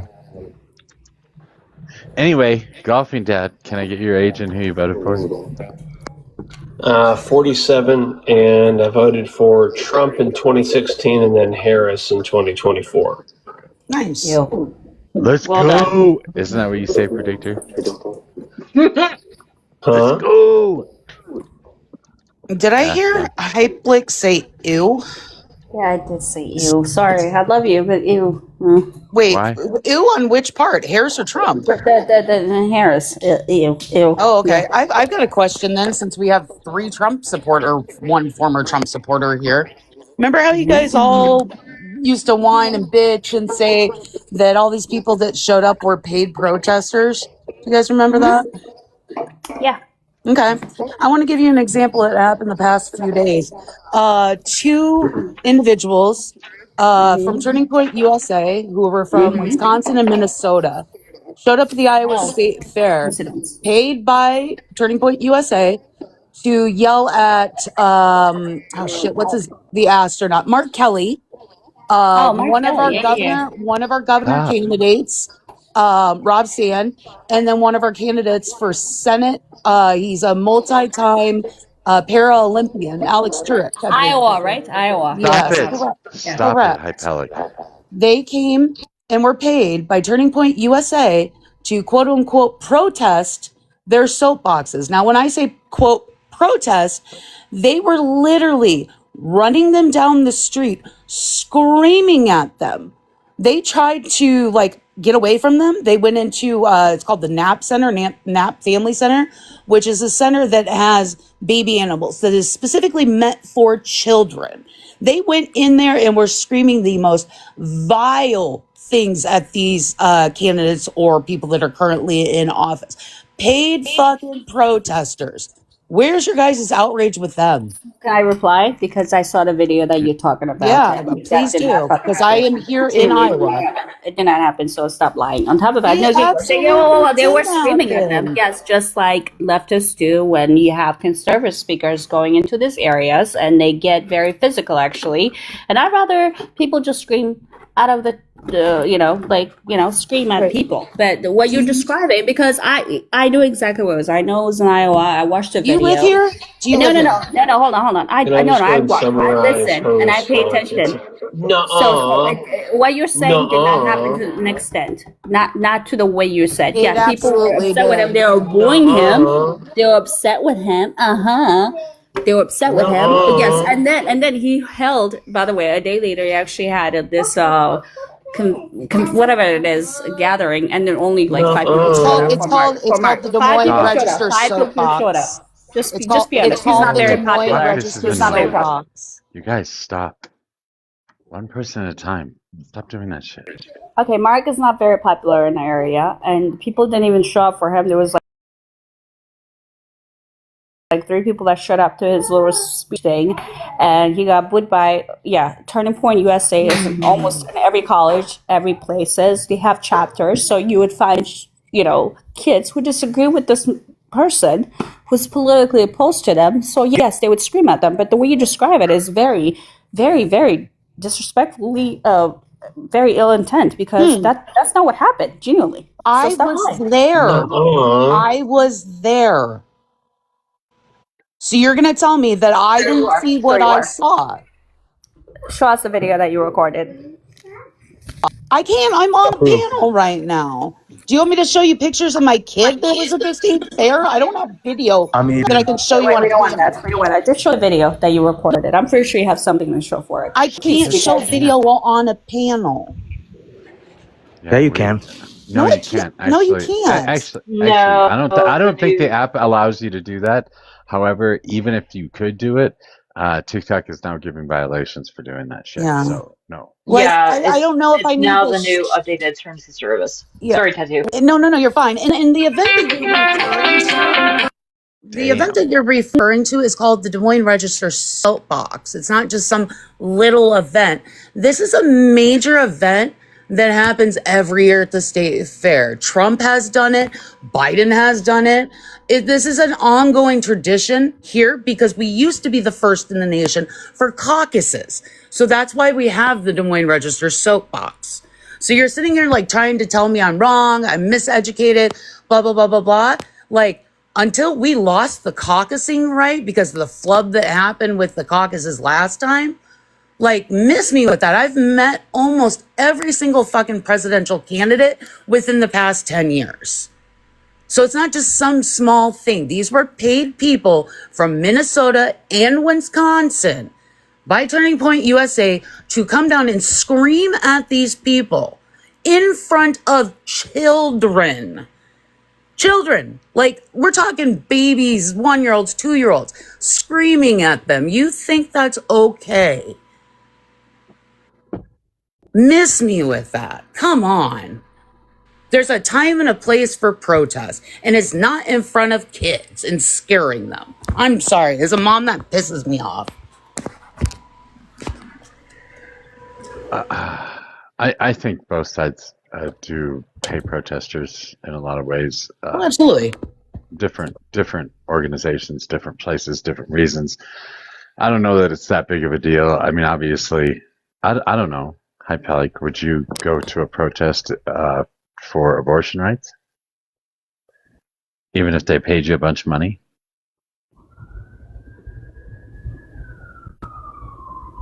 Yeah, I didn't think so.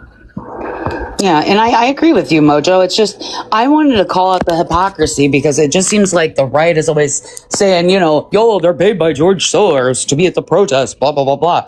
Now I go to protest, I don't get paid shit. But when we actually have physical, tangible evidence that Turning Point USA paid somebody from Minnesota and Wisconsin to be here to do this multiple times, the hypocrisy needs to go away. It's on both fucking sides. I'm just annoyed because the Turning Point is paying canvassers in my state right now to run around and knock doors because of the abortion amendment. And I'd really like them to stop knocking on my damn door. That's why you get a large puppy. Falcon, is this in Virginia? Yes. Oh, let them come to my door. They're coming, I promise you. They've been paying people, and they've been paying for volunteers to come to the state to come and knock doors to get people to vote no on the amendment. It's gotten to the point where there's a sign in my window that says I'm voting yes on all three. So hopefully they'll stop knocking on my door. Wait, these are pro-life people? Yeah. Wait, where do you volunteer? You say you can volunteer for this. If you want to go volunteer or get paid by Turning Point USA, you can certainly go. It's affiliated with Turning Point? Yeah. Oh, never mind. Did you check out the past 3 minutes? Oh no, I was zoned out for a bit. I was doing something. He was on a call or something. But I'm so tired of people in those Turning Point t-shirts knocking on my door. Oh. No, if it's not Turning Point, I would have done it. But if it's Turning Point, there's definitely a Mossad message or something in between there. What? I don't. What? What? Where are you drawing the correlation between those two? And I'm not even going to be defending Turning Point. Oh, where the hell? Well, on the unalivement of Charlie Kirk. I mean, yeah, but very suspicious. He's no longer. I'm not going to. Yeah, but I don't think Tyler Robinson did it by himself. That's weird. I'm not going into that rabbit hole today. My brain is not on enough. I've been trying to survive this state fair. I can't do it anymore. That's why I don't trust him. Falcon, you could always bust out your best CK jokes and see how long they last. I have a 2-month-old in my house right now. I just want them to stop waking up the baby. I don't answer my door. Yeah, no, that's valid. That's valid. Like I'm not gonna sit there and actually talk to these people. I just want them to go away. But they stay and they keep knocking and will make eye contact through the window. Okay, and I'm just I can kind of defend these people. Do you know you know that 2-month you know that 2-month-year-old they're waking up? They're trying to save all the 2-month-year-olds, if that makes sense. They want more 2-month-olds. What the fuck is a 2-month-year-old? Yeah, they want more babies. I don't know. You want to know why that 2-month-old is able to exist? Because when her mom had a miscarriage and needed an AB to save her life, she was able to live long enough to carry her next pregnancy and have that 2-month-old. Wait, she needed an AB to live? What? Yes. Wait, say that again? Predictor. So an AB saved Falcon's life so that she didn't have not my life. I'm very gay. I did not carry this baby. Well, yeah, she didn't say herself. That's why I was confused. I didn't. If it's to do with her, I wouldn't ask these personal questions. But you're saying the person you're bringing up, she had an AB to save her own life? That happens. Believe it or not, it does. That's why we're Yes. pro-choice, because it saves lives. I'm a fact check this. She had what's called a miscarriage. I'm a fact check it. Wait. Miscarriage and abortion are two different things, by the way. Yeah, that's not an AB. Miscarriage. Miscarriage. So she miscarried, and then eventually she has to remove what is already what? What was it? There was no AB That here. is called a DNC, as in an AB. When someone has a miscarriage. That is hold on. When you take a life, like a child that is growing inside, and you terminate that life, and then you abort it, that's a different thing. When you have a child inside of you, and then that is alive, and then because of financial decision, because you're not ready, and whatever maybe reason, and you literally inject something into your body to make sure that life fails, that is called an abortion. Termination of life.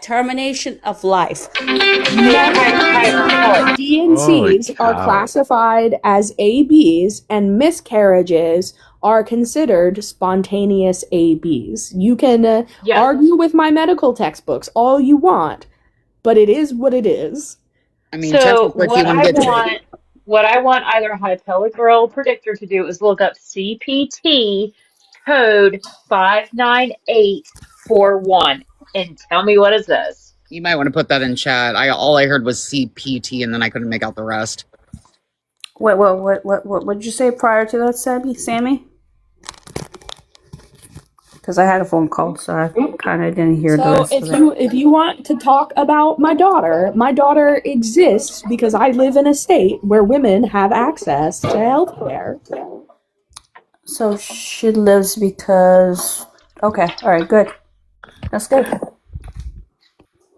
Well, and it's not even. I mean, it's more than that. Even when you have the harsh AB laws, gynecological practitioners tend to leave the state, which makes female reproductive care deserts, and so you're not even able to get your C screenings, your breast exams, because of lack of providers in your state. So you're not only putting, you're not even putting just, some women, quote unquote, at risk. You're putting the whole population of women at risk in that state. Not even close. How so? Here's the thing. We live in the United States of America, right? You have states and you have borders, but those borders mean nothing because you're a citizen of this nation. You can travel freely. So if you... That's a privilege. Here's the thing. If you generally have to go to a certain area to have an abortion, you're free to go to. That's not what I'm talking about. So what's the point you're trying to make? That's not what I'm talking about. I'm saying that we'll take my state specifically because we have very strict AB laws. Iowa. We just discussed this like 5 minutes ago. Well, if you said Iowa, but you didn't state that you're actually from there, and just want to make sure. I live 5 minutes from the fairground. I just said I went to the state fair multiple days. We just talked about that. Anyways. In my state, because we have such strict AB laws due to Governor Reynolds, there have been a lot of female healthcare providers that have left the state because they don't want to risk getting charged with something that's bullshit, right? And so that has created deserts for women's healthcare, just getting their annual screenings for, their PAPs, their breast exams, blah, blah, blah, just general women's healthcare. We've created deserts. And so people have to wait months and months and months to get into the few providers that are left. And they may go from, low level C to non-curable C because they've had to wait because the C diagnosis has progressed that much. So let me ask you a question. Every woman at risk. So in Iowa, it does ban most abortions after 6 weeks, right? A pregnancy, but there's a lot of background noise. No. But this is how it stands. And then once you have that activity, I'm saying you have a lot of background noise. No. I'm asking you, but once you detect the heart, your background noise is getting annoying. I'm sorry, it's my daughter, and I moved away. But here's the point. Okay. Yeah, I know you have them, right? Response, but once, I know that's sad. Anyway, once you detect the heart rate, you cannot unalive him after a certain time, right? I know that. So why is it such a hard thing for you to accept that? If you live in a state under the 10th Amendment, where the state dictates what should happen health-wise within a state, it's not telling you like you cannot do this. It's just that you cannot do this here because you live in the United States of America, the states. Can I respond to that? Hold on. Are you not listening to what I'm telling you?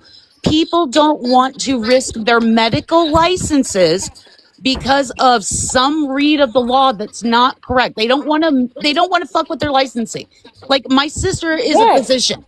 She's paid $750,000 to go to school. She does not want to risk losing her license over these fucking laws that are this, that, and the other thing. All she has to do is not unalive So doctors are babies. leaving the state so they don't even have to deal with that risk. You're talking about people who practice abortion specifically. Yeah, no, oh my God. I'm talking about female reproductive health care. No, that's not what it says, because you still have doctors actually practicing those things, and that is not, there's not people just living. I'm talking about like nurses and doctors just living in the state. That is bullshit. You're talking about a specific number of people who practice abortion leaving practically because the state minimized it. It's been that way for several decades, by the way. I don't understand why it's such a big news all of a sudden. Iowa. Oh my God, you're lying. You don't get what I'm saying though. You don't understand it. Like, I don't know how else I can explain it. Yeah, she's kind of opaque on this. She doesn't, what's happening here is that doctors, GYN doctors who perform these procedures do not want to risk their license because of these strict state laws, right? So what you're saying, Hypalic? Okay, what you're saying is that somehow this is the United States of America and you can just go somewhere else. Okay, let me just tell you, it's not that easy for people to travel, but what you're doing is a violation. The laws violate the Equal Protection Clause of the 14th Amendment because laws have to apply the same to everybody, so that the people in Texas and Iowa and others are restricted and their rights are being violated. It's a violation of the Equal Protection Clause. Yeah. It should be abrogated. And also to just say, well, go to a state that has doctors or a state that allows it. That's such a fucking thing of privilege to say. Wait, hold on. By the way, let me ask you a question. You guys think that this decision it should be between the mother and the physical, like the doctor, right? This decision being made. Yeah. Okay, so and the dad. Does it do? It was signed August something, right? You're talking about August very recently. It's signed recently. And what does it say specifically? It says that the decision about abortion should be made after Dobbs' decision came down years ago. No. Like I'm talking about like the new one. Because hold on, give me a second. I'm reading into it. Yeah, what decision? What level? Federal, state? Like, what are we talking about? It says, Laws on U.S. Abortion Law, House File 2788, which took effect on July 1st, 2026, ban... hold on, I'm sorry. What? Are we at federal or are we at state? No, I'm talking about state. Okay, that's what I'm saying. We were like, what specifically are you talking about? So you don't have anything... give me a second. State... Because I was just looking at it, it kind of disappeared. Just give me a second. But the way I read it, and the way I might be wrong, and that's why I want to look at it again.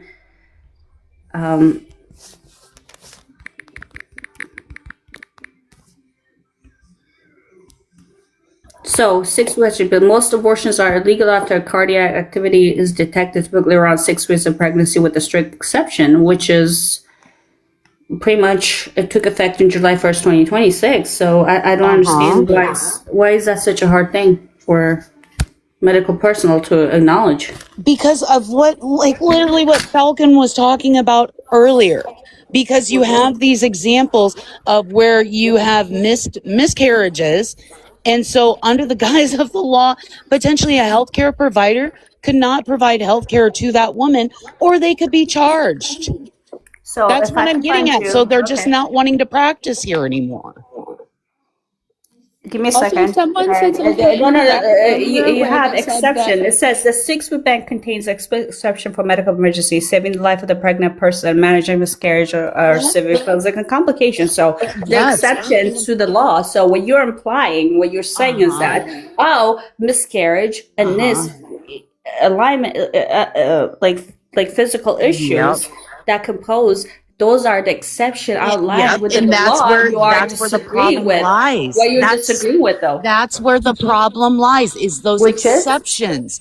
Because the doctor may say that, hey, the problem that the woman is dealing with falls under those exceptions, but then the law may say, no, that doesn't fall under the exceptions. That's where I'm getting at, is there is a disconnect between the provider and the law of these exceptions. It's So based they on don't assumptions. even want to take the risk. So are we guided by law or not? The law exceptionally it says that it literally says, and I read it, and I'm gonna have to go back and look for it. I read it. It says that you get to make decisions based on your decision, also talking with your doctors and all that. So when you make those decisions, yes, and on top of that, you have the law that says you have an exemption based on these circumstances. So I think you are looking at the future. Maybe there might be the situation that might exist, and therefore, but it's not happening. No, it is happening. It is happening. It's happening in all the states that have these strict Give me an laws. example of Iowa right now. Give me an example, It is absolutely happening. Like what? That's what I'm Give me an saying. example. Because there's a disconnect of what the doctor thinks falls under the exceptions of the law, but then the law is saying, no, that doesn't fall underneath of it. Give me an example. Fucking Texas is a great one. No, That's happened this down multiple Iowa times. because Let me see if I every can state explain has it. different laws, and you No, so listen, you say can you we live just- in that state. Give me how this law affected women to the point that these physicians are leaving the states in droves, because I don't see it, and I'm literally researching it as we I speak. live in the Now, my state, phone, so I'm I looking am it up. seeing it. You could live in the state and you could be wrong, and I live in several states that I've been wrong. I'm asking you. My sister's a physician, and I literally live in the state. But okay, go ahead, Dennis, while I give her Can you stats. can you acknowledge really quick? Can you acknowledge the fact that let's not talk about AB for a second. Can you acknowledge the fact that a doctor licensed to practice in OBGYN, in psychiatry, in urology, that they have a choice of where they practice medicine? Can you agree to that? Yes, they have. Right. So they adhere to the law, right? They can only practice in certain states versus if they lose their license in Texas, say they cannot, they can probably, they can work in other states, but they can lose their license in certain Well, I'm states, not right? talking about loss of license. I'm just saying. asking you a simple question. Do you acknowledge that doctors have the By the right law. to Wow. Do doctors have the right to practice medicine or not? They can decide they don't want to practice medicine, right? Yes. And they can decide they don't want to practice in a particular city, location, town, etc., right? Yes, that's true. Okay, too. so what's happening here, which I don't hear you acknowledging, is that certain OBGYN doctors who are equipped to do DNCs, ABs, are choosing not to for fear that they may lose their license.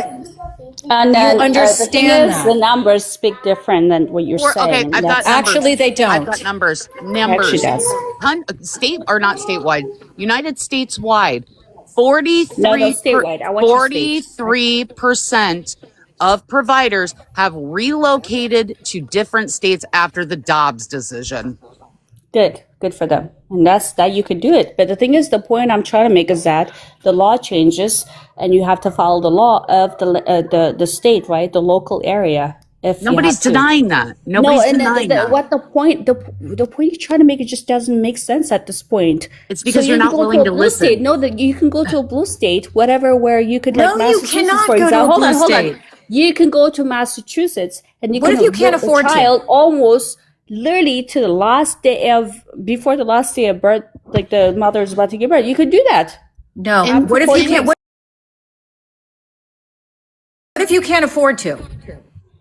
Oh, you can't afford to. Yeah, what if you can't afford to? I'm asking you that question. Why can't you afford to? Oh, what makes you think that a person, unalive a child? excuse me, what makes you think that a person who is beautiful? What makes you think that a person who needs health care can necessarily afford to travel? What does it mean to have a healthcare? What is healthcare? Just answer me. Okay, you are pivoting. I'm not pivoting. But the thing is, you said it's a healthcare. It is not healthcare. It's termination of life. Healthcare try to actually save a life. So you're being disingenuous. Which life? You're not acknowledging Which life? Because you're saying somehow that the state. If you live in a state, don't interrupt. You have to stop. What you're saying is, on the one hand, is that you're free to go and get your A, B, or your D and C in another state, and then on the other hand, you're saying, oh no, you don't have the right to because you're doing an A, B, and that's immoral. That's how you're talking. So you're talking out of both sides of your mouth. Hold on. I could apply the same logic. For example, parents who live in, for example, Texas, it says you cannot transition a child without the father's or whatever other legal partners' permission, and they seek some sort of asylum into California, and all of a sudden they can do all the fuck they want, right? Do you have a problem with that, or is it? You're all over the place. I mean, let's pick a topic. I mean, now you're talking about the father. You want to talk about the father? Is that where we're going now? No. The thing is, I'm sorry, but I'm a little lost because you're shifting. Those are like apple and oranges. They aren't even close to the same thing. It's not. No, because when you're transitioning somebody, you're not unaliving a thing. Like, oh my God! So abortion is unaliving of a person. No, it's unaliving. It's unaliving. It's unaliving a clump of cells. And I want to pivot back. Of cells. Hold on. I want to pivot back to something you said before. You were a clump of cells. I want to pivot back to something you said before of people going up to Massachusetts to unalive a fetus the day before they're supposed to give birth. That is hold on. That is far, far, far less than 1%. It doesn't matter. Those are done in cases where the fetus will no longer survive outside of the body. They're not going to Massachusetts hold on. for You're funsies. telling me that because I looked at the law. That's not exactly what it says. It is decision they make between them and the mother and the physician. It doesn't say anything about that. By the way, it doesn't say anything about that. That is a You fucking really lie, think people are unaliving a 9-month-old fetus for fun? We have recently. Propaganda. No. What I'm saying is that it actually happened before, and then we have somebody 6 months pregnant. She tried to unalive her child, and she, unfortunately, which is saddening because both lives are lost, she lost her lives as well. Trying to unalive her 6 month, fetus right there. Yeah, you'd have to give the story. I don't believe you. Yeah. So I got you. So Hype keeps saying over and over again that you can just cross state lines and go get an AB in another state. But I want to make very clear that the state of Texas is trying to make that illegal too. And this is coming directly from the Texas Tribune, which is a local paper in the state of Texas, that is saying that local municipalities are trying to pass travel bans aimed at stopping Texas from driving to AB appointments in other states. Did you say good? You think it's okay for one state to force? Do you think it's okay for one? She's doing that on purpose. No. I'm getting phone calls. Turn your fucking ringer off. Oh my God! Why don't you just silence your phone? Ken Paxton in Texas has demanded medical records from at least 2 out-of-state clinics that provide gender-affirming care. And then we have another case that happened between Olivia Aldridge and Colin Davis, who claimed that his former girlfriend had an AB in Colorado, and they had, Jonathan Mitchell, file a legal petition used in Texas to get information that could be fodder for a future lawsuit. And he tried to sue her for going out of state to seek an AB. And so they are trying to prosecute women for traveling out of state. to seek this kind of health care. Now, I'm not saying any of these cases have as of yet succeeded, but burying these women in lawsuits and in penalties is still a kind of punishment in and of itself. You can lose your entire life and livelihood just over these accusations. And let's not forget about the 83,000 flock cameras that were used to locate a woman who left the state to go have an AB done. Like, what? We're using these resources to track women. Hello, Big Brother. Like, and then you can look this up, Hype, if you're listening. Hold on. Let me finish for once. I've been so quiet for so long. You can look, following Texas's 2021 AB restrictions, the maternal mortality rate in the state of Texas increased by roughly 33% to 56% between 2019 and subsequent post-ban years. So you have to understand that women and children are being harmed because of these bans. We have the raw numbers that show it. So the thing is, you don't tell actually the cause of that number, because you can see the same thing happening in blue states, same shit happening in blue states. Maybe you can say it's something else perhaps, but you don't tell me exactly what caused it. You just assume that's the reason why. It's interesting. No, it's the reason why Hype, it's interesting. It's interesting that you want the explanation as to why something happened when it comes to the things that you believe in. But when it comes to a woman just needing a procedure, you don't want the explanation. You just call it murder. No, because I do believe the life is saving. So you don't care. You don't worth saving for. Yeah, yes, if you don't care, if you don't care about the subjective nature of the actual activity, then you should not care. Period. No, I care because it's an innocent life.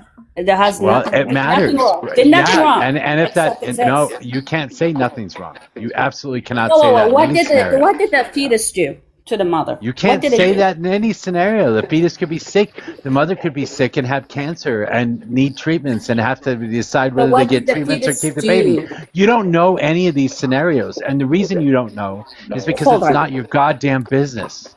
So the fetus is defenseless. It is a human being. It doesn't matter. It's still none of your fucking business. This is a woman's body. That is a problem. It's not your body. Here's the thing. This is a woman's body. It's not your body. Because you see life as something that could be just get rid of. This has nothing to do with the way I see life. This has nothing to do with the way I see. This has nothing to do with the way I see anything, except for the fact that human beings deserve the right to bodily autonomy, to make their own decisions for their own fucking bodies. What does consist of getting rid of an innocent body? You have the right to take a fucking tumor out of your God. At the end of the day, that is a killing of innocent life. Hello. You have the right to take a fucking tumor out of your goddamn body too. So you're telling me, it is a tumor? Let's define tumor, because you guys also say it's a parasite. Parasite is another species. Aren't these human lives? I mean, they're human cells. They have their own DNA strand. They're human cells. You shouldn't be able to remove that shit. So a tumor can grow into you. That's what you're telling me. You're a big ass tumor. That's what you're telling me. You grew out of your mother's vagina and you became a big tumor. Is that what you're? Yeah, that's exactly what I said. And that is sad existence. If you believe that. That is ridiculous. You are but you're making a very sad. Like when people say, "Oh, it's a parasite," they don't even know what the definition is. Why is it I'm the only person that echoes off her fucking phone? Maybe it's you. All right. Anyway, I got some shit to do, but have a great life. But dude, what the fuck, dude? You're a big tumor, Mojo. I did not know that this whole time. I was talking to a big tumor. Cancer in particular is another one that you really need to highlight, because carrying a baby to term during chemotherapy is exceptionally dangerous for both the mother and the potential fetus. And I say that as a cancer survivor who had an AB, because I found out during treatment that I was pregnant. So you did not know if you go through it. You just was like, get rid of that child. Pray to God. It is incredibly dangerous for your body during chemotherapy to try and carry a child to term. You can barely eat for yourself, let alone consume what you need, what your body needs to grow another human being during chemo. And then the medication and things like that you have to take, the chemotherapy medication, all of that is incredibly dangerous and not safe for a growing fetus.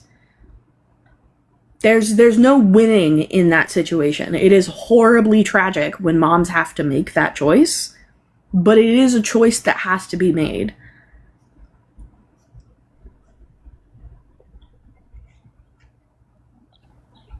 Oh, I know she's never going to care, but there are 50 other people in this room that need to understand that, like, these are human medical decisions. I can't get any conservatives to come in. Sorry, guys. Is there something else you want to talk about? I'm just chilling, waiting for the baby to wake up. I'm doing embroidery, if you care. I can yell really loud if you want to turn your speakers up. No, that's not what you meant. No, not at all. We enjoy the fact she's been asleep for 4 hours, so we're rocking with it. Good nap taker. My kids were never that nice. But yeah, if you guys want to read the report about the spike in maternal mortality in Texas, you can find it on ProPublica's website, and their methodology for the research does control for other factors outside of simply the ban. Pretty sure it's been going up nationwide. Yeah, it's about a 9% rise since Dobbs of mortality rates of mothers, actually. I know, but 9% increase, a 56% spike is a huge difference. And that's what, in 5 or 6 years? I can't remember what year Dobbs was, but yeah, 9% in just that short amount of time is no. Obviously, it's having an effect. I mean, there is a correlation causation thing here, but I'd have to say that we kind of know what it is. Mm-hmm. Like I said, the ProPublica report, I'm not going to read the whole thing to you, but it controls for a lot of that stuff.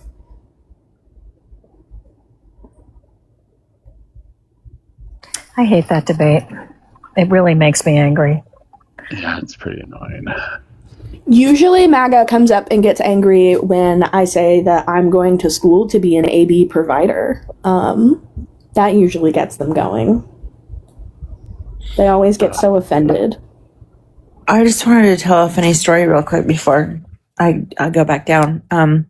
Because you guys were talking about ABs and all that, and I'm pro-choice. And I adopted... I'm going to make this as short as possible. I'm sorry, Mojo. Don't roll your eyes. I adopted two Maine Coon cats, okay? I've always wanted a Maine Coon. Definitely I contacted rescue. What? Definitely too, like, fuck cats. Oh my God, I love them. Anyway. Evil. They're not evil. They're evil. They just have boundaries. I love my dog too. With a tiger as his PFP. What? It's not a cat. It's not a cat. Anyway, I love cats. Yes, it is. And it's a Maine Coon. Okay. I contacted a Maine Coon rescue because I'm not paying $5,000 for some breeder Maine Coon cat. So I contacted a rescue. They didn't have any cats. 2 days later, she texts me, "We have a situation. It's really bad. If you're willing to take a cat, you could help." Turns out this horrible breeder it was awful. There were actually unalived cats in the house. It was terrible. So I was going to take one, but I didn't want to separate them all. So I took two. And I finally took them to the vet yesterday. finally got an appointment. I've had them for about 2 weeks. I think that lady probably had them for about a week. So we're looking at like 3 to 4 weeks that they're okay, that I know I can account for that time. Go in the vet, and the vet says, "Oh, her belly's really round." And I was like, "Oh God." She's pregnant, really? Oh God. She goes, "We can do an ultrasound." And they did. And there are 3 little that they could see. And I was like, oh my God. She walked back in the room. She goes, "Oh, good. You're sitting down." I was like, "Oh, fuck me. No, please don't say it." And so she says, "Well, we can still do her spay and just terminate the pregnancy." And I was like, "Oh, well, that didn't even cross my mind." And I texted my son, and he goes, "Do you mean an AB?" And I was like, That's Did you ask the cat? Did you ask the cat after that? I made the decision. We're having kittens. I'm like, oh my God. How very conservative of you. Right? This is like, I'm getting women. so much shit today because I had this dilemma and I came out on the pro-life side. Nice. Oh my God. Way to go, Charlie Kirk. Z, like we say all the time, just because you're pro-choice doesn't mean that you yourself are not pro-life. I mean, that's what people don't understand. Exactly. And I'm definitely pro kitten life. So it's like, hey, if you put up an application for the kittens, I want a link. Yeah, aren't those expensive? Yeah, I'm going to be posting some content about the cats, and I'll probably post, her pregnancy, and maybe I'll even go live when she's having the babies. I don't know. No, don't do that. That's a fucking invasion of privacy. Absolutely, Mojo, That's and I will horrible. expect your attendance. No. Yes. I am not watching a birth. I just want another kitten. Yes. I promise I'm a great cat mom. We have multiple automatic litter boxes. They have all the food and toys they could dream of. Girl, I need to know which is the best automatic box because I've been going back and forth about which one to get. And I got mine off the TikTok shop. I can tell you that it's not the Pet Pipit. We are in the process of replacing all of our Pet Pipits. Because the sensors do not work as well as advertised, and one of my cats got her tail stuck in it. Oh no. Well, that must have been a hell of a sound. One that you probably enjoyed. You deserve Unfortunately, it was one of my derby cats, so when I walked into my room, she was just sitting there with like the end of her tail fur caught in the litter box, just looking at me, just waiting for me to come and help her. Okay, so you guys, I am just kidding. I do not think cats are evil. However, they think that I am evil, so I don't know. Oh, that's a different story. I mean, cats do recognize assholes. Just saying. I mean, yes, they like to. My cats have multiple water fountains. Actually, there's a water fountain in every room of the house for the cats. I have actually 3 water bowls for them. Yeah. Cats deserve water fountains. They also have automatic feeders and all that stuff. Well, I can't do that because my dog would just eat all the food. So whatever. So I don't have any dogs. We are firmly a cat house. You're not a bad cat mom. I prefer the water fountain. Personally. Oh no, I meant to reply back to Jim. I just have a fucking bowl and I was wondering. There you go, cat. Well, funny enough, one of my cats actually prefers drinking out of the bowl. The other one prefers drinking out of the cat water fountain.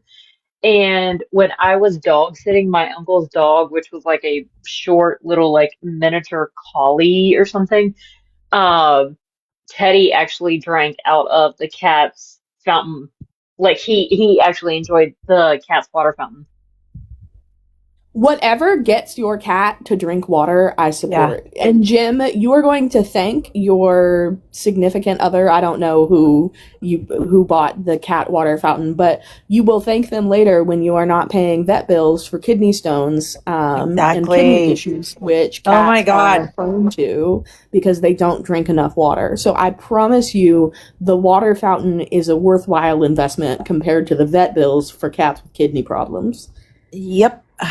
I have paid for both of my kids' cats' kidney problems. It's ridiculous. It is pretty obvious. Cat prefers the dog's bowl.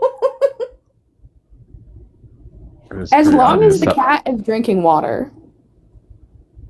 Still pretty obvious. Guys are assholes.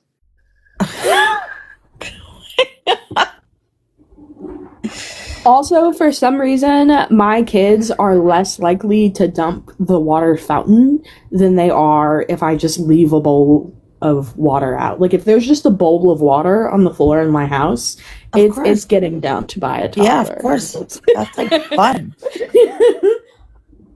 The cats piss me off though, because anytime I try to wash my hands in the bathroom sink or wash my hands in the kitchen sink or try to do dishes, they're always up in my grill trying to swat at the water. See, I told you, cats are evil. My cat used to do, and his name was Romeo, and it was so funny. He'd sit on the bathroom sink and he'd just play with the water dripping. Aww. I fear I have trained my cats, and they do not go in the kitchen or the bathroom at all, ever. Kitten law. Some cats are actually trained to go to the bathroom on the toilet. Did you know that? Yeah, I thought about doing that, but mine are too old. The vet said it was bad for them. Oh, really? Why? It could fall in. I'm not a vet. I remember bringing it up to my vet and them going, "No, don't do that. That's not good for them. It'll cause problems when they get older." How am I stuck in a room with a bunch of women talking about their damn cats? Yeah, let's talk politics. I have said one thing about a cat bowl. That is it. One thing. It is my fault, and I just came up to tell a funny story, and that is all. And I'm going to take a nap. So the story was funny. I agree, but I just want a kitten. V. I just want a kitten. I don't know. Listen, I want some MAGA in here to yell at, so I can get hyped up, so I can actually get shit done. Because I'm supposed to leave for Salt Lake City in 48 hours, and I have done absolutely fucking nothing. Just invite Donovan. I will drive wherever I have to go to get a kitten. I just want to message me about the litter box, and then when I have the kittens, I'll cats. Let you know. Oh my God, we're still talking about cats. No, I'm ending it. I'm ending it. Invite Donovan so you guys can go at it, or Leo, or whoever. I don't know. Oh, I have a story I want to bring up. Speaking of cats, let's immigration. get Leo in here. Oh, please don't. So how did Brendan go on DP's panel? Because they were I can't even. Oh, they were talking about the Lindsay Clancy case, and so I just sprinted out of the room. Okay, I don't even know what that case is, by the way. What case? The mother that unalived her 3 children and then Massachusetts. tried to commit schmooicide and the prosecution. The defense is they're in summations right now. But she's got from what I understand, she's got a pretty good, that she's under the influence of, it's like a psychosis state because of all the meds that she was on. But a lot of the evidence, say the sleuthers on this case, are kind of looking at the husband, but she can't exactly point her finger during the trial at the husband. So it's a terrible case. Yeah, I think they should point it at him. I saw one piece that somebody had done online about the thyroid thing, because somebody that has major thyroid problems, I know a little bit about it. And they tested a theory with a piece of half frozen, I think it was steak, and put it in the window sill of a very similar window of what they have, and slammed it down on it, which would have provided the same looking physically on the skin injuries as what she had, and would also have crushed the thyroid, which is what happened to her. So there's some theory that he stuck her in the window and slammed the window down on her neck. So I don't know. I think he and the mistress had something to do with it. I think the biggest issue, like the biggest red flags for me, are that he's related to the chief of police somehow, and he is either married or getting married, like already.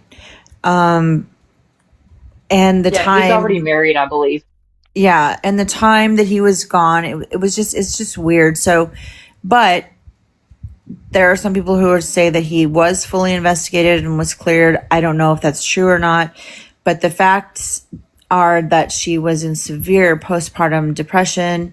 She was seeing, I don't know how many doctors, because she had something like 18 behavioral medicine medications, which that will completely mess you up, like bad. So she clearly, I don't know who is managing her care. That's going to be a big issue. I think they can probably pretty easily establish that she was not in her right frame of mind, just on postpartum depression alone. But then you put on the fact that she had all of these medications and some of the levels were really high, on her blood tests. So I don't know. It'll be interesting to see what happens. But Curious why they never specifically treated her postpartum depression, because there's a 2-shot series that you can take that is incredibly effective for postpartum depression, and from all of the stuff that I've been able to find online, they did not give her any of the treatments that we have available specifically for postpartum depression. So I'm very curious. Might not have taken it, I mean, but also the evidence that was adduced was that she was a particularly loving, caring mother. Right. And that she doted on the children and worried about the children. It's so tragic. Very sad. There could have been what's the word? Whatever, the interactions between medications, because she was on so many medications already that they possibly couldn't have given her that treatment that you're talking about with all the medications that she was already on. The shift in the hormones after giving birth is really severe. I mean, I've done it twice, so it's a serious thing. I don't know, but everybody's watching this case. I haven't been watching it. Whenever I see like a series or something like that, and like a child's missing or it has to do with, I tend to veer away from things like that because it's just too upsetting for me. I can't, because it's too unimaginable. I don't go in any of those rooms that are discussing the case because I don't have an opinion one way or the other on him or her, being responsible. I think it'll be interesting to see how it plays out legally. Yeah, I did hear that there's evidence that he was not properly investigated, and anytime there's a homicide, right? They always look at both the parents, with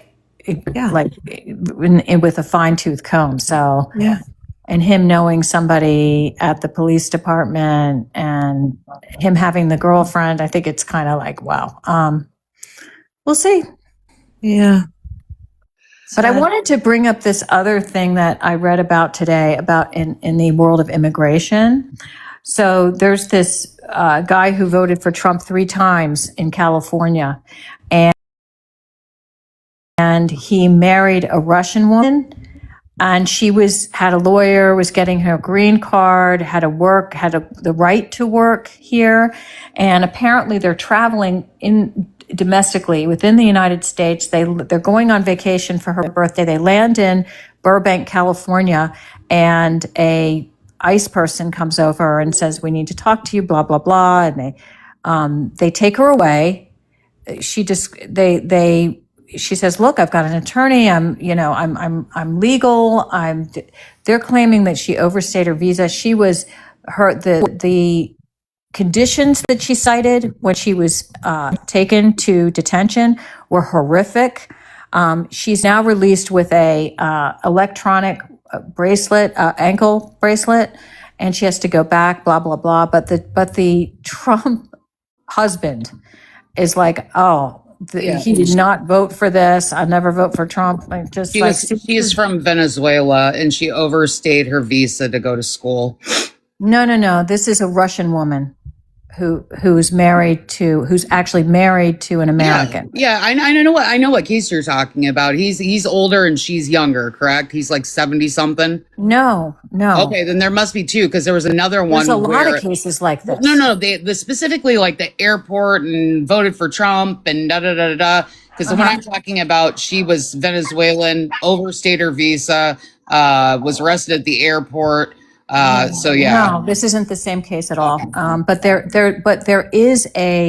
this is a new thing that they're attacking. They're using TSA to track people traveling within the United States and going after people who have green cards and overstayed their visas.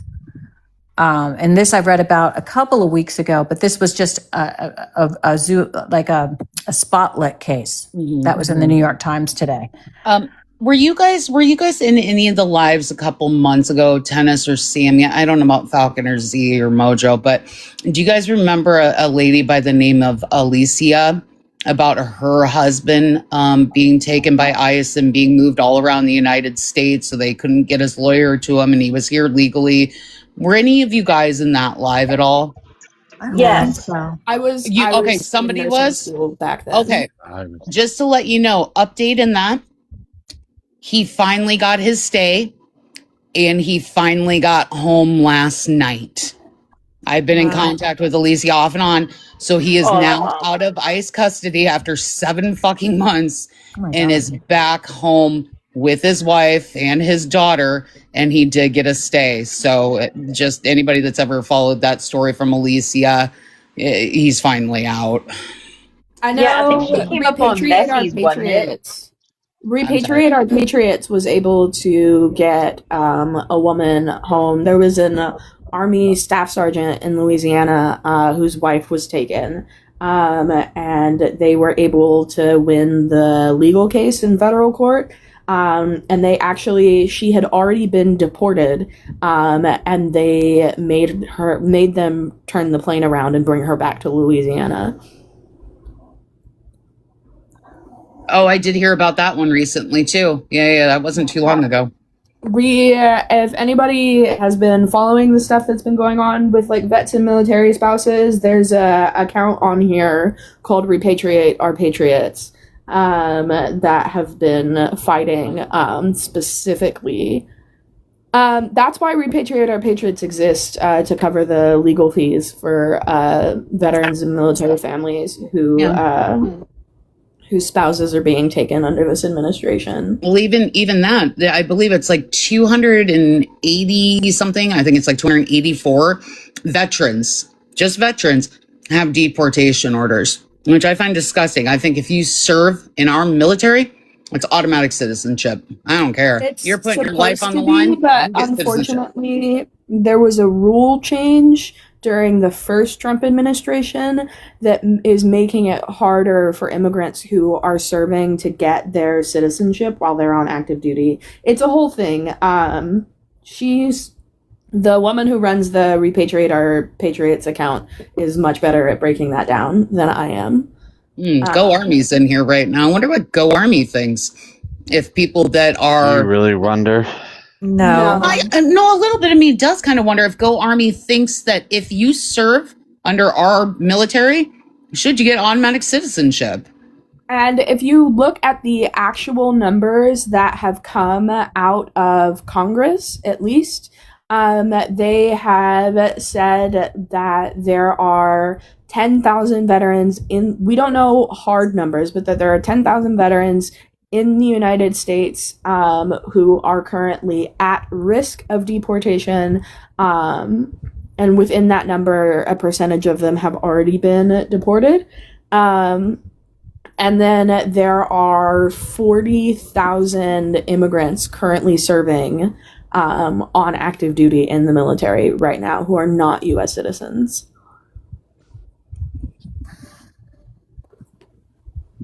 Yeah, I don't think I'm going to bring my husband here. I think I'm going to go somewhere else.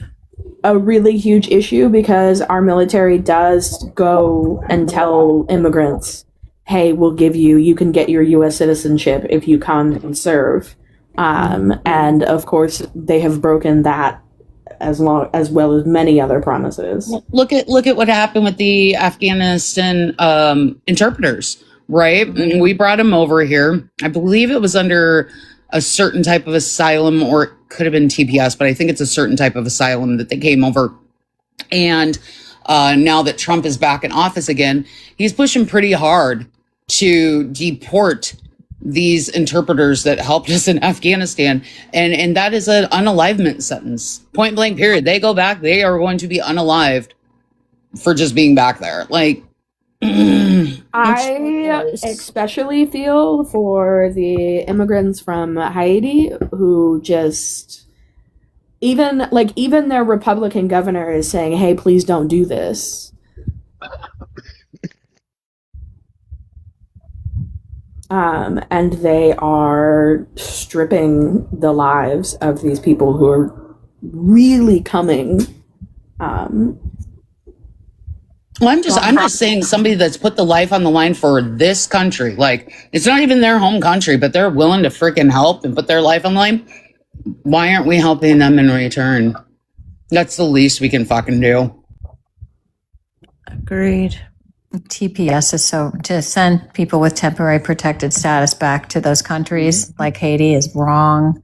Yeah, not granting citizenship to people who served and put their life on the line is wrong. It's just everything. Unless they have the ruling about Ukraine. Sorry, phone. Anybody that doesn't have the TPS status for Ukraine and they don't have a ruling come October 20th, they can't be here anymore. And we know that that's still going on. So he's going to send women and children back to an active war zone with no homes. Like, it's cruel at this point. Well, I have noticed it doesn't. The Army won't debate when there are other veterans on the panel who disagree with his nonsense. I actually think that he won't debate because there are women on the panel. He's just fragile.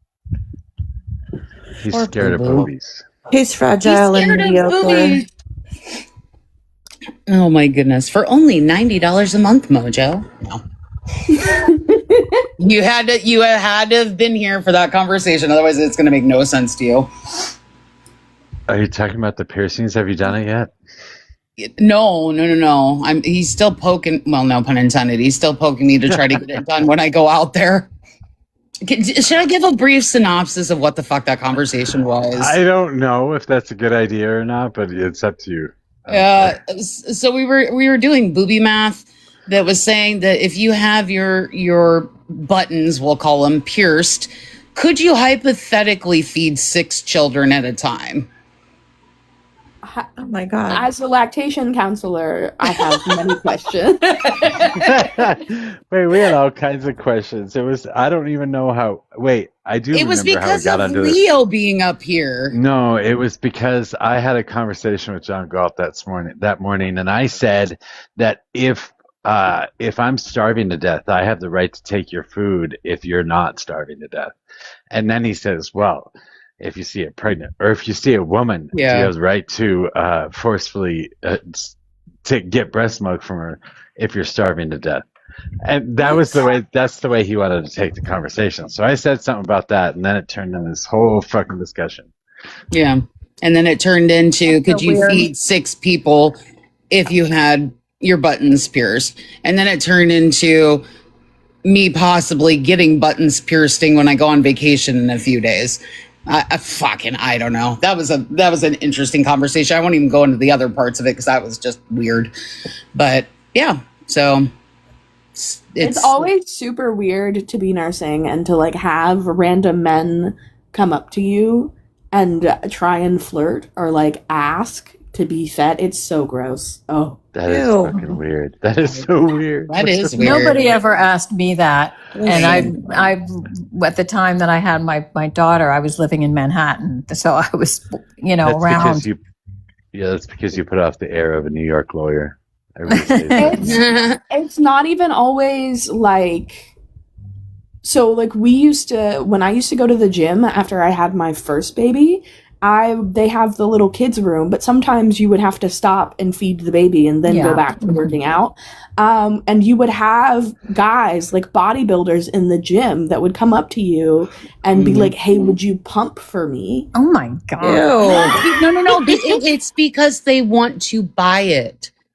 That's a thing. It's a thing because there's so much protein in mother's breast milk that there's actually a market for that, believe it or not. Oh, but really? They will. I know. Trust me. I learned very quickly when I started nursing that men will come up to you in public either on some weird,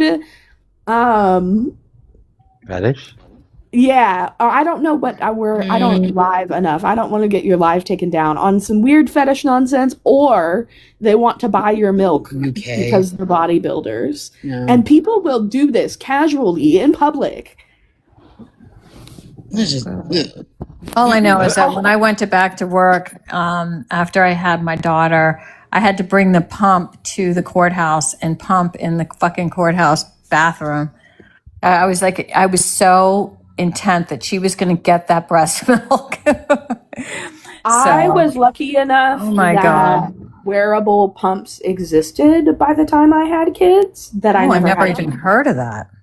You don't know what wearable pumps are? Look up the LV. Life changing. I tell you. Is it making a constant sound? Like you're walking down the street. That's what it sounds like, Mojo. That's what the pump sounds like. Oh my God. They're long. I will say that there's a little bit of a sound, but the LV is a lot quieter than your traditional pump. But you can there are certain things like when you have a letdown and the milk hits the bottom for the first time, you can't get rid of that dripping sound. Mojo's just walking by yep, she's breastfeeding. Just FYI, those bodybuilders don't want breast milk because there's a high amount of protein. There isn't a high amount of protein in breast milk. It's mostly fat. It's mostly lipids. The most important thing the baby's brain needs is lipids. Their kidneys do not have high enough functioning to eat a ton of protein. The thing that helps them grow is carbs and lipids. That's why not in one existence is there a baby formula that doesn't have seed oils. Those linoleic acids are the ones that are the most important to get your baby growing again. So those bodybuilders, if they're looking for breast milk for protein, they're shit out of luck because it's mostly fat. They're barking up the wrong tree. I never asked the strange men why they were asking for my milk while I was trying to feed. They wanted lipids. They wanted lipids. Yeah, they wanted. Yeah, I'm serious. It's breast milk is mostly fat. That's the highest. That makes sense. It has a sense. lot of fat in it. Yeah. Well, I know what it's made of. I'm just saying, I never questioned the strange men who would come up to me while I was feeding children and was why are you asking for me? I think they just trying to solve their mama's problems, their mommy issues. Yeah, that's probably it. Yeah. Just why would you want that? It's just so crazy. Okay, so we're having a panel about breastfeeding. Okay. Yeah. We went from fucking cats to breastfeeding. Cats to breastfeeding. This is what happens when I have. No, I'm pretty sure one time we had a conversation about how you can milk a mojo.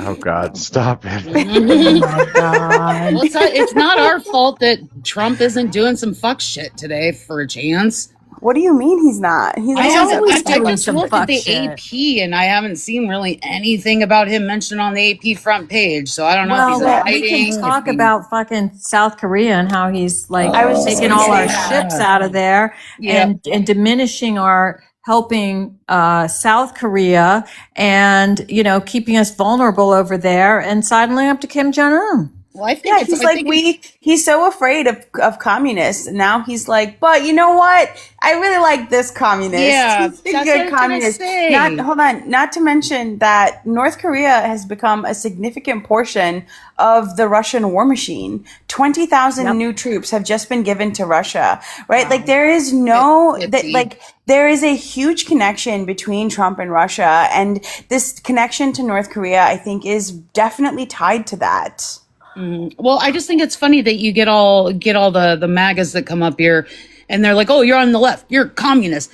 Dude, your fucking Lord and Savior, Donald J. Trump, is besties with a goddamn communist. And like, miss me with that, MAGA. But also, like, even if I was a communist, it's got to be better than what we're doing right now. Because this shit ain't working. I mean, it's just and then there's like the string of voter roll lawsuits that he's now 0 for 23 on. Nevada said no as well. Minnesota said no as well. The Sixth Circuit said no. How the hell do I end up with 7 women on my panel? Fucking Brobot, where's Brobot? Fucker. Why do you mind, Mojo? What do you mean? I mean, you should really be asking, what kind of luck have you struck today with 7 women on your? Okay, can we talk about John Ossoff? I have to say that on every panel I go on. Mojo, this is really good PR for you. That's probably true right now, isn't it? So I just want to bring up, I'm going to end up, Mojo's probably going to start booting me off this panel because I always said, let's talk about John Ossoff. Wait, but the Ossoff thing is important. You, HR, what do you have to say about Ossoff today? Wait, what did he do? His feminized brain. What happened? I don't know what this is. What's going on? Oh, well, Donald Trump, he's a vegetarian. He called him Pee Wee Harmon. Oh, yeah. He's like a vegetarian. And so he's feminized, and this is they should eat meat and blah blah blah and something. Yeah, this is a whole thing that the Republican Party is trying to do. They're trying to like give traditional gender roles to the political parties and present the Republican Party as the more masculine party, and therefore the Christian Nationalist Party has the man as the head of the country. Like this is just a pipeline of a way to get the manosphere people in there and to get and to tie in the Christian nationalists as well. How about the testosterone? Yeah, first of all, the testosterone thing is like it's so idiotic because hormones are so complicated. Like you can't just do one test and see where your testosterone is and then have any idea what it is. Like you actually have to test it 2 different times, right? And you also have to test it in relation to where your testosterone has been. Have you had kids? After somebody has a child, men's testosterone also starts to go down after that in order to make them less aggressive, more caring. This is something that evolution has done. So like are fathers in the military now going to be less viable military men because they have less testosterone? It's also not good. Like, again, it's one of those things that it's supposed to go down as you age. There's a whole lot of things that they don't mention, don't think about, because Republicans don't know how to think in nuance. They just hear a thing and they relate a thing and then the thing is true. Brobot says you have to test multiple times a day and over an entire month is what Brobot just said in chat. Yeah. It's because it's difficult to get proper readings. When I had to get my whole hormone panel done before I like froze my eggs last year, it took like 3 months of testing my hormones at different times. I think it was a total of like 8 or 9 blood tests that I ended up doing. And like, first of all, that whole process is really actually kind of grueling, but it's difficult to get clear hormone panel readings. And I have a very, very like on the dot every 28 days, every new moon, I'm bleeding. You know what I mean? And it was still like hard to get those readings. That they reacted to AOC freezing her eggs was insane. Oh, I know. They flipped the fuck out over that. Like, what is wrong with you? I thought you guys wanted people to have babies. Yeah, well, they're back and forth about that. Weren't they trying to curtail in vitro treatment for women? Well, they don't Was it want embryos Louisiana? destroyed.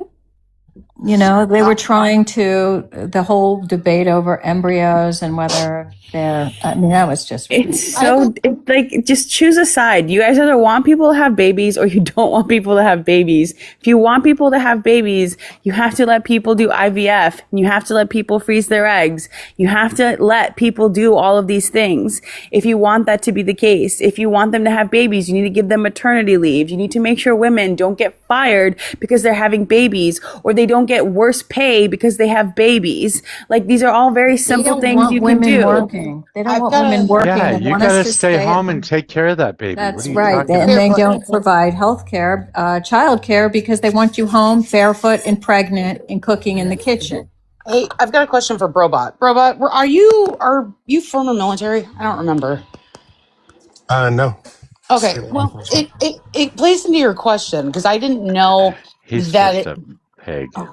He's former law He's a former enforcement. cop. Okay. Well, the reason I asked that is because it plays into what you were saying down below. I didn't know that it was, every day for a month. So if Hegseth is wanting to do this whole like testing people for low T, how the hell are they going to do that? Especially if somebody's like active overseas or whatever. How are they going to take time the to test line at them every Walter day? Reed? Oh, they can do it. If you're in the military, they can do it. You imagine that line at Walter Reed? They're gonna start lining them up for hormone testing the way that they line us up for vaccines. I was gonna say it's gonna be like the freaking food pantries. You guys, Derek wants to come up and talk to 7 women. No, nobody wants it. Derek. Oh, yay. Don't come up here if you're going to be emotional. Who's emotional? That would be the liberal loonies. Come on, You're he-emotional. You're he-emotional. You don't know what to do with your feelings, so they just come out in these stupid ways with like indefensible logic and the lack of the ability to read. It sounds like low T. Maybe I need some T injections. Sign me up. Something. I am all for it. Can we do like buy 3 T injections, get 1 lobotomy free? Is that an option? I don't think it's an injection. I think you stick it up your butt. No, you stick it in your butt cheek. Fine. I've done it. I've been Yes, there. testosterone enemas for everyone. All right, 3 testosterone enemas, get a lobotomy free. I miss my T levels at 800. Those were the good days. It is gender treatment, gender care. Gender affirming care. Gender affirming care. Yeah, it is. Roids are not gender affirming care. They absolutely They are. absolutely I guess are. men are going to ascribe for gender affirming care. How old are you, Derek? 31. Why the fuck are you getting your testosterone tested at 31? Because I did a couple cycles. So Because you're doing steroids, you fucking idiot. Well, I did them like 5 years ago. Robot, he wants to do the testing starting at 30 mandatorily in the military. Under 30, it's voluntary. Well, it's probably because half of them are on steroids. Anabolic steroids is a fucking hell of a drug. That too. Everybody in the military is already on them, pretty much. That's not Why don't they true. test That for is not that? true. Why don't they test for that? We get drug tested for roids constantly. Yeah, I was gonna say that's not true. I know one personally, and that's so far from the truth. He's fucking tiny as fuck. Most military Because we make somebody who got kicked testosterone, out for lots of it. steroids while I was active duty. Except for As him. long as you're not as high as I was, about 800, they're not going to suspect it. But if you're a little bit above the recommended, yes. Yeah, most people in the military are. They don't test for anabolic steroids by testing your T levels. No. That's not how they test for it. Correct. So your T levels could be really high, but they can still find out if you're on steroids by the metabolites from the steroids in your urine. Correct. We literally have to have people watch us pee at UA. Like, what? Yeah, I've had that happen a lot too, but because I'm a drug addict, not because I was on steroids. I couldn't imagine HR on steroids. Holy shit. As a veteran, I definitely, starting as soon as you go to MEPS, you have to let people watch you pee at UA.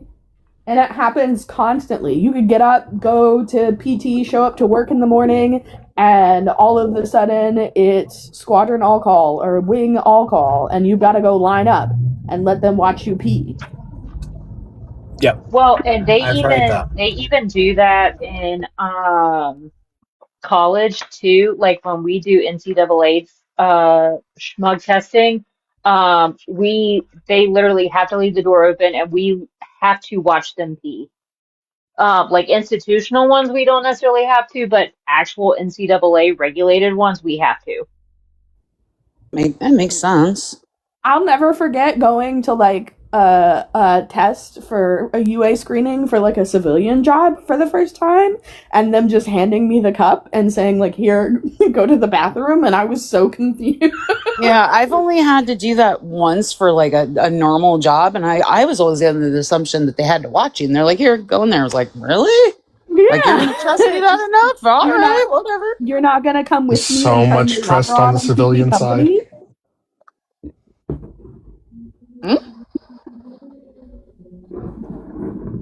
Yeah, okay, so we got breast milk, we got cats, and we got pee.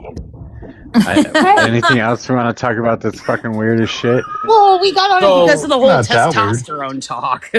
Through Hegseth wanting to put the men that are in the military on it, I don't necessarily see a massive issue on that as long as it's not being abused. Well, it's not being forced though. I would you don't instantly abuse the absolute fuck out of it. Not even gonna lie.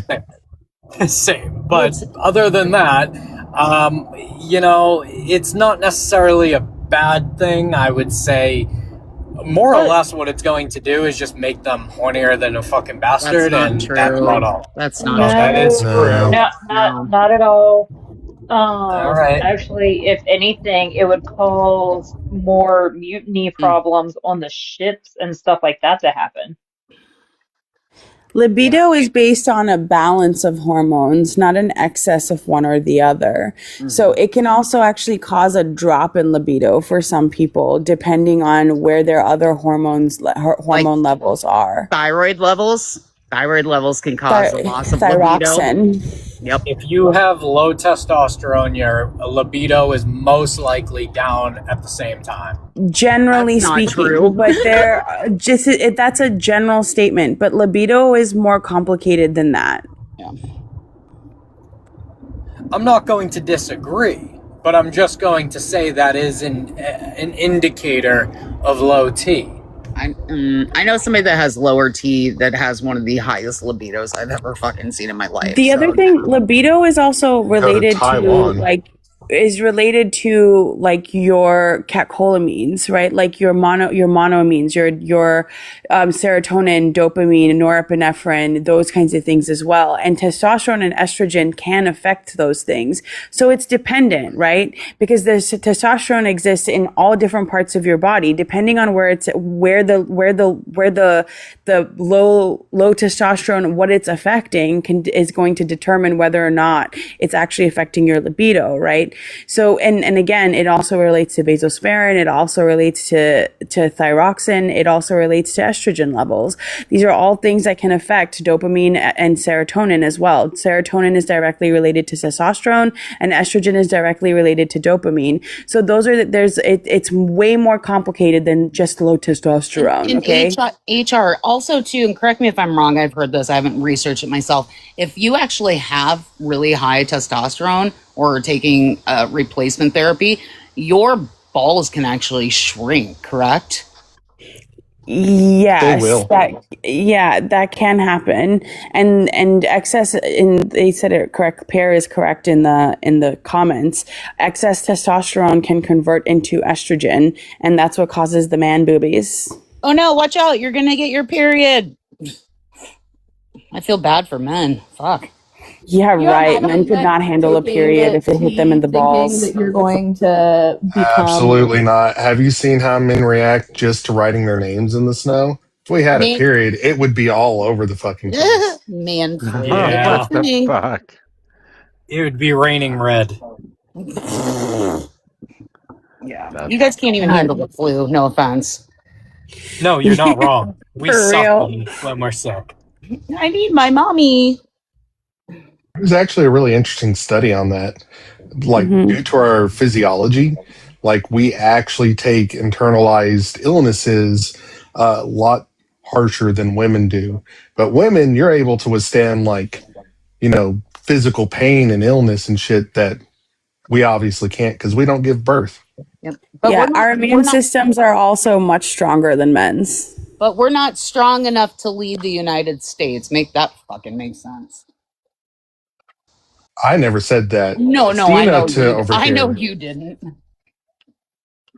But I mean, if Justina wants to talk about testosterone and low T means that you're impotent, like, go to Taiwan and find one of those lady boys. I mean, legit, they look like women, but they probably got a bigger D than you do.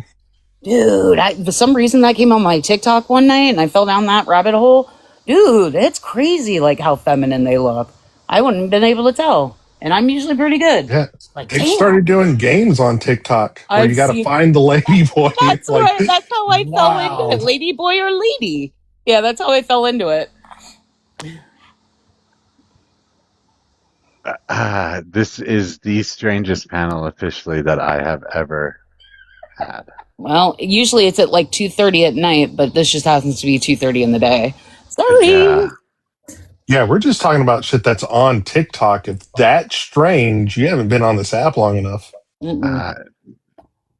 What? Cats and piss and mother's milk, breast milk, and I don't know. Well, lady boys. We can go back to the button math if you want to. I tried to We can talk bring about up John girl math. Ossoff and running with, there's people talking about him running with Mark Kelly or vice versa, Ossoff Kelly, Kelly Ossoff. And we ended up talking about, I guess, the feminized brain.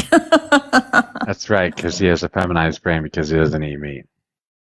I do find it super weird. Like, we have an election literally just in a couple of months, and nobody's talking about those candidates, but you're more than happy to talk about some weird hypothetical run 2 years from now. Some people really like to talk about the 28 election. I mean, they do. I mean, I hear people on different lives talking about who do you think should run or who do you think would run and blah, blah, blah. People are interested in that. All right, then, AOC versus Mother Teresa. AOC every time. I think people talk about it because it's like hope core, because they're like, okay, 2028, fingers crossed, all goes according to plan. Trump will no longer be in office, and we'll have somebody that's completely different. I think it's a form of hope core of trying to cope with what we're dealing with right now. Yeah, I think it's really important to focus on the midterms right now because we're so close to midterms and we need to make sure that those go well, because the reality is that we need to have an election in 2028, a real one. And I agree. It's going to be very dependent on what happens in November. It's the whole ball I know game. It's the whole ball I know game. I know you guys can answer this a little bit better than what I can, but I forget who we were talking about or which live we were talking in, and they were talking about just how much like the Dems are leading in certain like races, like down in Texas and stuff like that. Is there a way to get a supermajority? I don't think there is, right? No, we can't in the Supermajority? Senate. No. Not in the Senate. There's The no Senate chance in the would be Senate. the Senate would be really tough, even at current level. If we won all the seats that were projected to win, we would only have 53. To get a supermajority, we would need 7 more seats. It's not going to happen. Yeah, there's we no win. supermajority possibility in the Senate, but definitely a majority in the House and a narrow possibility of a majority in the Senate. You actually have a strong possibility of reclaiming upwards of 8 seats out of Texas alone because of their That's crazy. redistricting bullshit. That's I think they really crazy. fucked themselves because the population metric after COVID, like the census was taken literally during COVID, like as people were moving, it's completely changed by 2026. Like there's a whole slew of new people, even here in Austin, that were not here in 2020. Florida is going to gain 4 Republican seats after redistricting. I think we should just let Florida go. Yeah, I think we should just let. I think we should build a fucking wall around Florida. Yeah, bye-bye. You don't have to do anything. They're rednecks with alligators. Like nature's going to take care of itself. Darwinism takes effect just being Florida. You're not wrong. Yeah, so like Jim was asking, because it was someone that was down in the comments that was asking, because I forget what topic we were specifically on, but it was talking about like, well, Trump would veto it anyways, but it was like not if we had the supermajority or if we got close enough that we could potentially flip a couple of Republicans, and I forget exactly what we were talking about. Oh, well, I mean, that is a good case. If we do actually take all the seats that we're projected to and have 53 in the Senate, then there are several Republicans that are in like really purple districts. They will flip. They will see that tide turn and not want to lose their seat. They'll start voting with Democrats on at least the mild issues.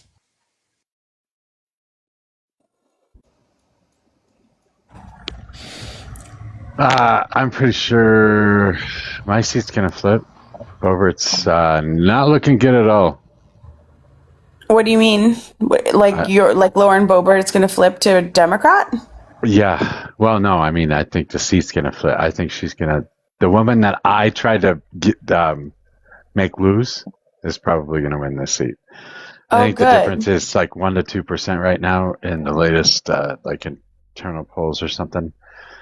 So that goes from a 3 years ago a 23-point lead, or 4 years or 5 years ago, whatever it was, 23-point Republican district, to now she's +2 or something, +1, +2. What's going on with your governor's race? I don't remember, dude, because that guy who's running for governor is crazy. He just won't admit to how many people he's killed. That is pretty wild. Well, like, it started when he was 9. It started when he was 9, so who knows?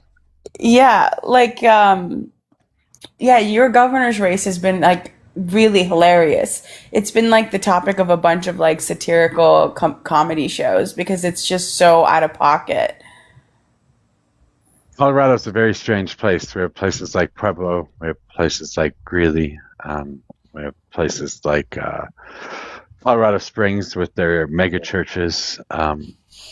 So a very strange place. We've got these pockets of extreme conservatives, really strange people, and then a whole lot of blue all over the state. Doc Farm wants to know about Tina Peters by the pressure to release Tina Peters by the Trump admin. Yeah, she's already been released. She has? Yeah. But she was convicted of a state crime, I thought. It was a state crime, and she was charged by the state, and our fucking governor, Polis, commuted her sentence. I'm pretty sure Polis is going to be running for president or trying to run for president, which is why he did that. And he thinks that cozying up to Trump is the best way to do that? I think running to the center is the best way for him to do that. Did you see that Gina is now leading in the Texas governor race? Really? Yep, slight margin so far. Hinojosa, what is her name? Gina Hinojosa? Yeah. Hinojosa, that's right. I don't know. Democrats are going to do well. We'll take the House. Even CT looked at poly markets a couple days ago. We have more than a 50% chance of taking 53 total seats in the Senate. Or having 53 total seats when the smoke is cleared. And that'd be fucking awesome, by the way, because then we can actually impeach. Yeah, I mean, I really hope that everything that Mike Johnson is afraid of happens, that we turn that entire thing into an investigative body that goes in and looks at everything Trump has done, impeaches him. And I don't know what the exact laws are around this, but anyone who has been implicated, I think, in breaking the Epstein Transparency Act law, I also think needs to be impeached. Because there was definitely a concerted colluding effort, at least according to that book Regime Change, of his entire cabinet, all the heads of the main parts of his cabinet coming together and meeting and colluding to make sure parts of the Epstein files were not released against the Epstein Transparency Act. And that's all the arrests that Donovan was talking about. Unfortunately, I think they're all conservative. Call me naive, but can you impeach the AG? No, I don't believe he can be removed. Yeah. Well, that's what I'm saying. Can they impeach and remove the AG? Yeah, I think they can. Yes. I think that should be the second thing they do. Trump first, and then the AG second. Yeah, they tried to impeach Mayorkas, the DHS guy last term. Yeah. I think he should be the second. Impeach and remove him after Trump, because we know that he's going to cover up and hold those files. I don't think that we should. Go ahead. I was going to say, I have a strong feeling that Trump. Oh, Jesus fucking goddamn it! I'm dropping my phone. That Trump before call me MOJO. Before the midterms is going to step down. Because I think he already knows what's coming in the pipeline, regardless of what you guys want to believe. He's not that dumb. He knows what's in the pipeline. I have a feeling he's going to step down and Vance is going to take over. And from there, and I've said this for fucking almost a year now, at this point, you give America a trial version of what could come. Well, that takes the heat off of Trump, that takes the heat off the Republican Party, and I think that's how it's going to work. If I remember, you're not the first. I was. Go ahead. I was just going to say, if I remember correctly, he couldn't step down at midterms. It would have to be January for Vance to get the 3 terms. Well, technically, it'd be 2.5 terms. So it wouldn't be at midterms. It'd be January that he would have to do that. And there can be congressional impeachment of the AG. I just looked it up. I don't think there's anybody the Congress can't impeach, factually, because they write the law. If they don't have it, they could just write a law where they do have it. That was pretty wild. I don't think anybody else heard that. What did he say? He said the R slur. Oh. Wow. Bunch of R slurs here.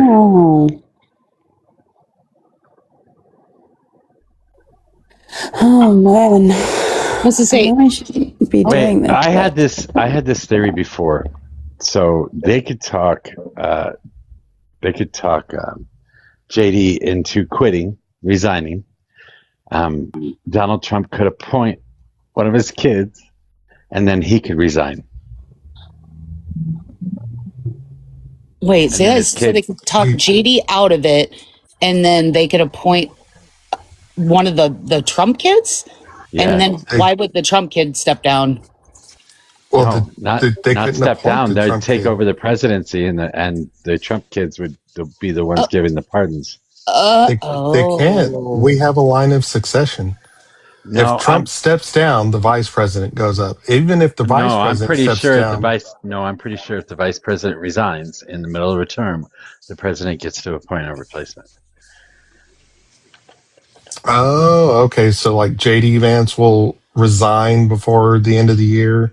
He appoints one of his kids as VP, and then he resigns. Yes. I think that's right. Yeah, that's what I heard. So that's why it was Trump 2028. It wasn't to do with him, but what it would do with is his kids. Oh shit! I hadn't even thought about that. I was thinking him, but that's but aren't his kids in a bunch of legal trouble or soon to be legal trouble though? Trump was too, but look where we're at now. So Vice President Spiro Agnew resigned. President Richard Nixon picked Gerald Ford to take his place, and then Congress approved him. So it would take a congressional approval for that, or a Senate approval, basically, I guess, right? And they have control of the Senate, so they could go. The Senate could go along with it. It's not going to work if Democrats take the Senate. Yeah, and that's why they do it before January 6th or whatever it is that the new Senate is seated. So they do it in December. Trump's not stupid. That would break the serving 2 full terms, because you can only do the 2 full terms after Congress is seated. That's fine, but it still gets one of his kids in there for the next 2 years. You guys might hate it, but Trump isn't fucking stupid. How many times are you going to say that? He is. It's the people around him that aren't. He's just the puppet. Well, you can give it that aspect, but you got to look at this as a whole. He won his second term even after everything was surrounded around him. He still had support, and he still has support, even for people that he says that he stands behind. Yes, I know there's been a decent amount of people that haven't won that he stood behind, but look at Ken Paxton. There was another one that was a major indicator. He still has a voice. I don't think that I think his ego's too big for him to step down. That's a very interesting one. Like Ken Paxton, he's obviously a state representative here in Texas. He was AG, but he's a state politician, not federal. All of his support is 100% always been here. And even at that, he barely beat Cornyn. Like that's it. Within that party, he barely beat Cornyn in that primary race. And now he's going to go up against the other half of the state, along with the half that doesn't like him, isn't going to vote for him. There's zero chance he's going to fucking beat Tallarico.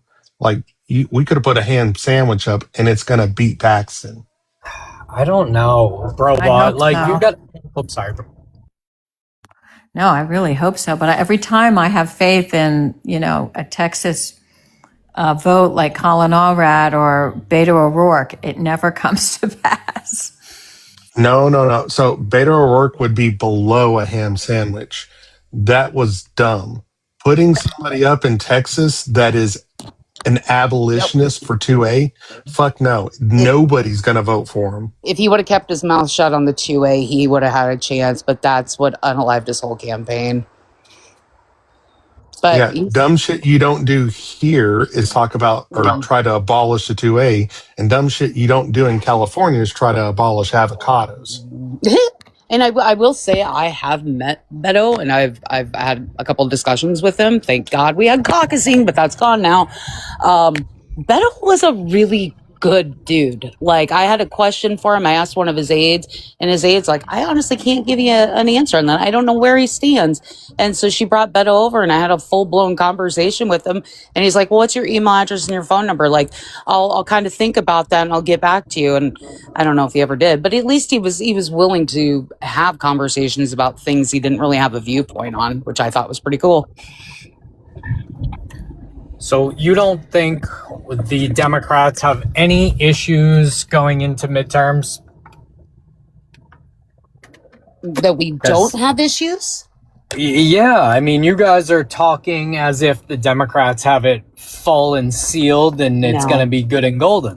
I think I'm only talking about the races that are really close, like the Texas governorship, or the races that are basically sealed, like the Texas Senate race. I think you guys are going to run into an issue, though. Look at what happened to Fong, whatever her name is, Francesca. Fang? Well, yeah, whatever. I wasn't going to make that little comment. But I think at the end of the day, you guys are kind of getting yourselves into a pickle here with the progressives, the socialists, and the regular old school Democrats.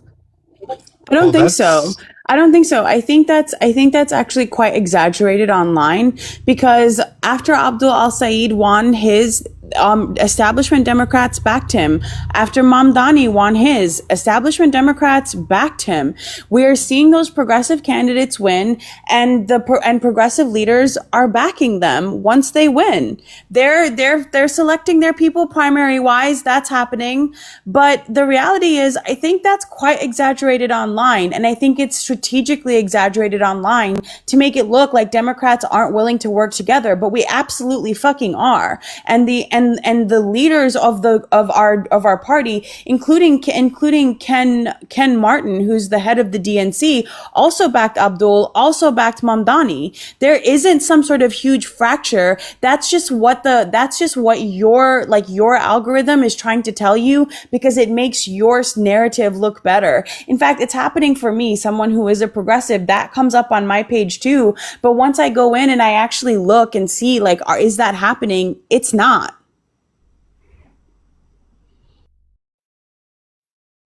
Give me a second. And that specific case that you're bringing up, that was a California, I believe it was a representative.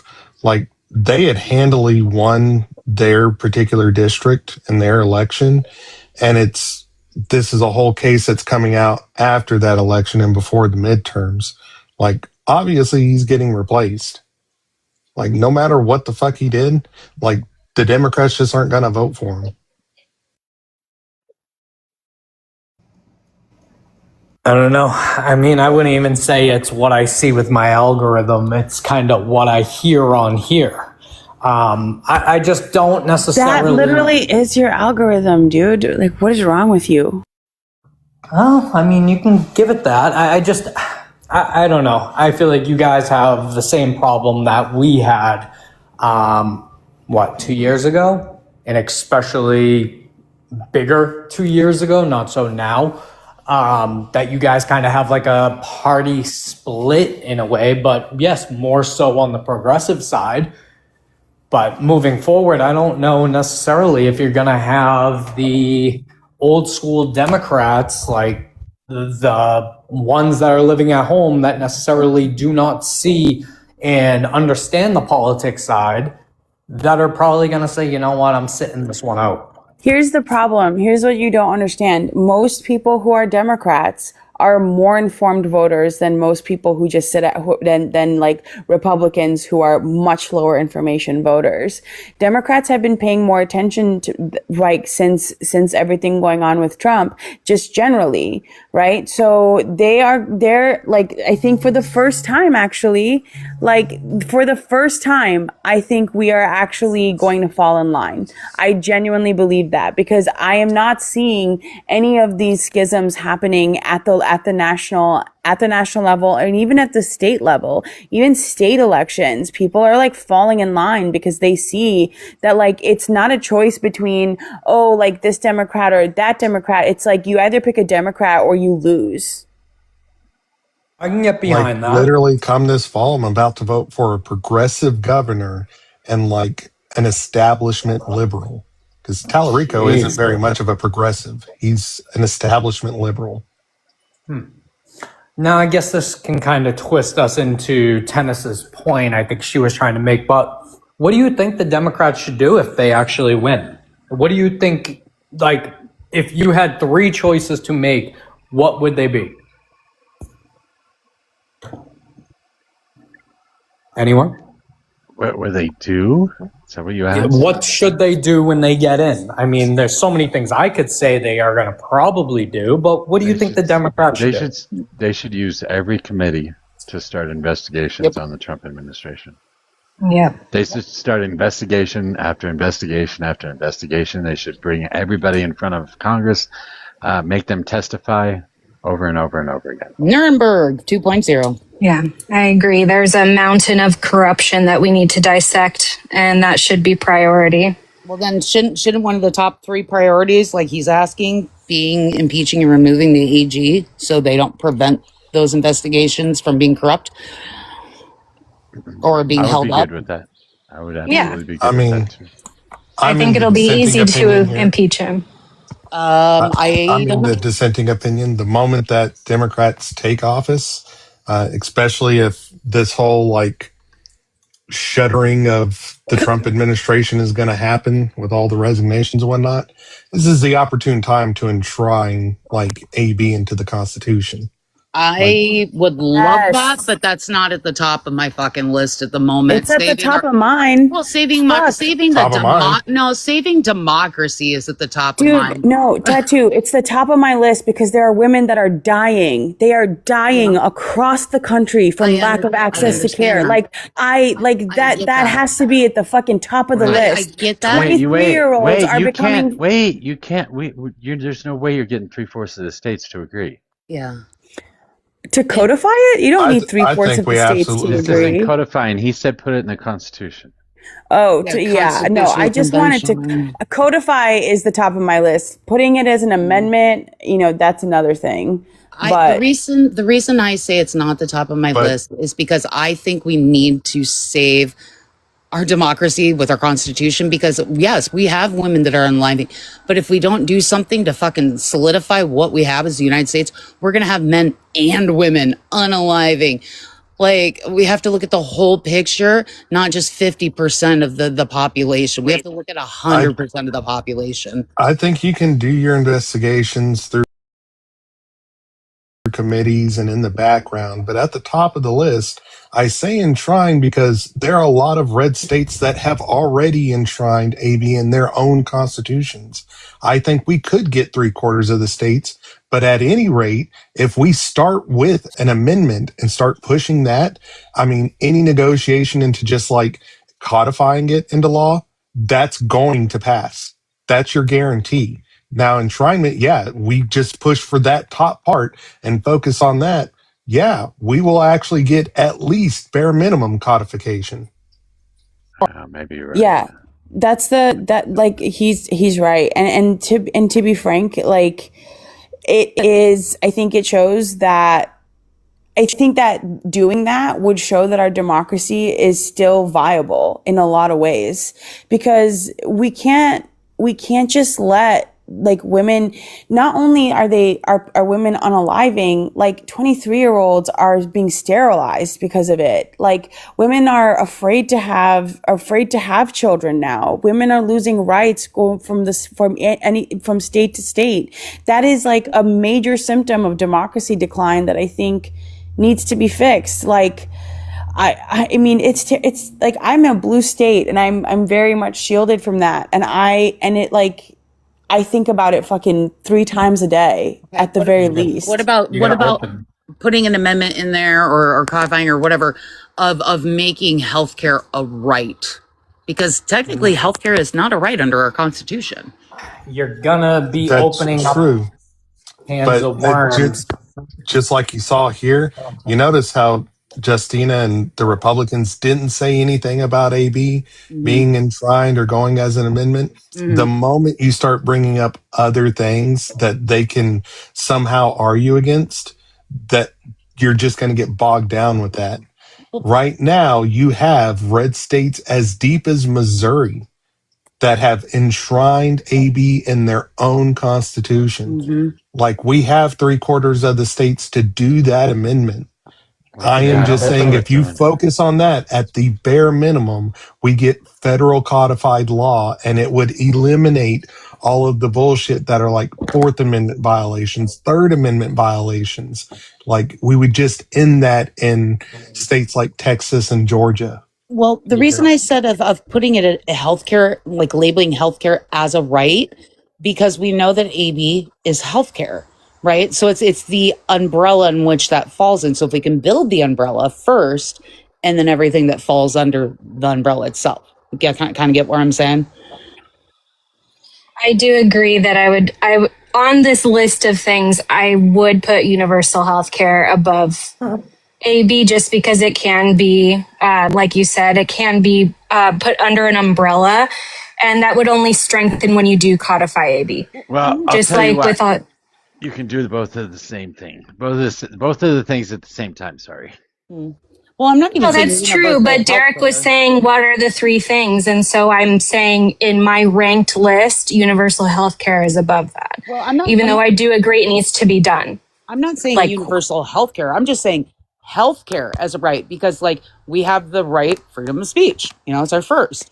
But putting that is just healthcare in general is a fucking right. Just but in order to put that in as a right, you would have to have a mechanism. If you made that a right, then a bunch of people would then be violating rights immediately, right? So you would have to have the mechanism before you have the right.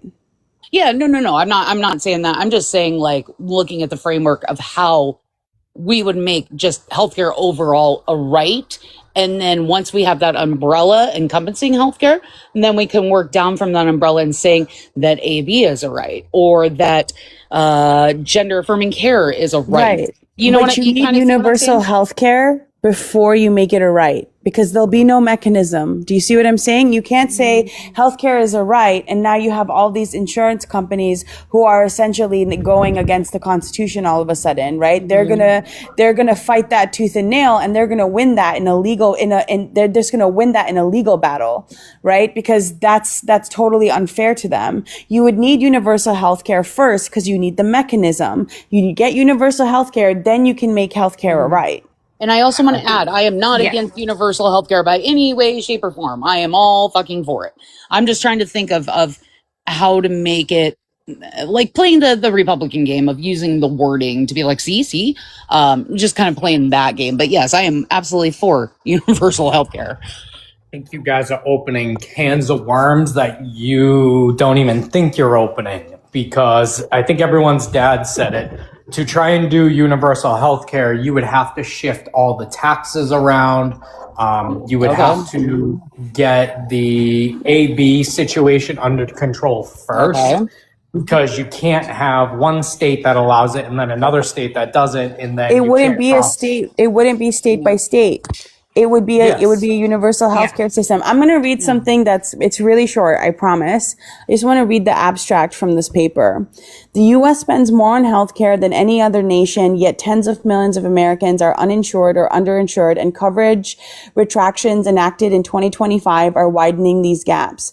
The misalignment between the for-profit insurance architecture, the optimal patient care, together with the inefficiencies of a fragmented system, contributes both to unnecessary costs and preventable mortality. We updated our previous analysis with the most recent data to project the economic benefits and the number of lives saved that would be achieved by a single payer universal coverage. As proposed in the Medicare for All Act, we estimate that such a system would reduce national health expenditure by 1.041 trillion annually. Sources of saving include a reduction in administrative overhead, pharmaceutical prices, fraudulent billing, and avoidable emergency care.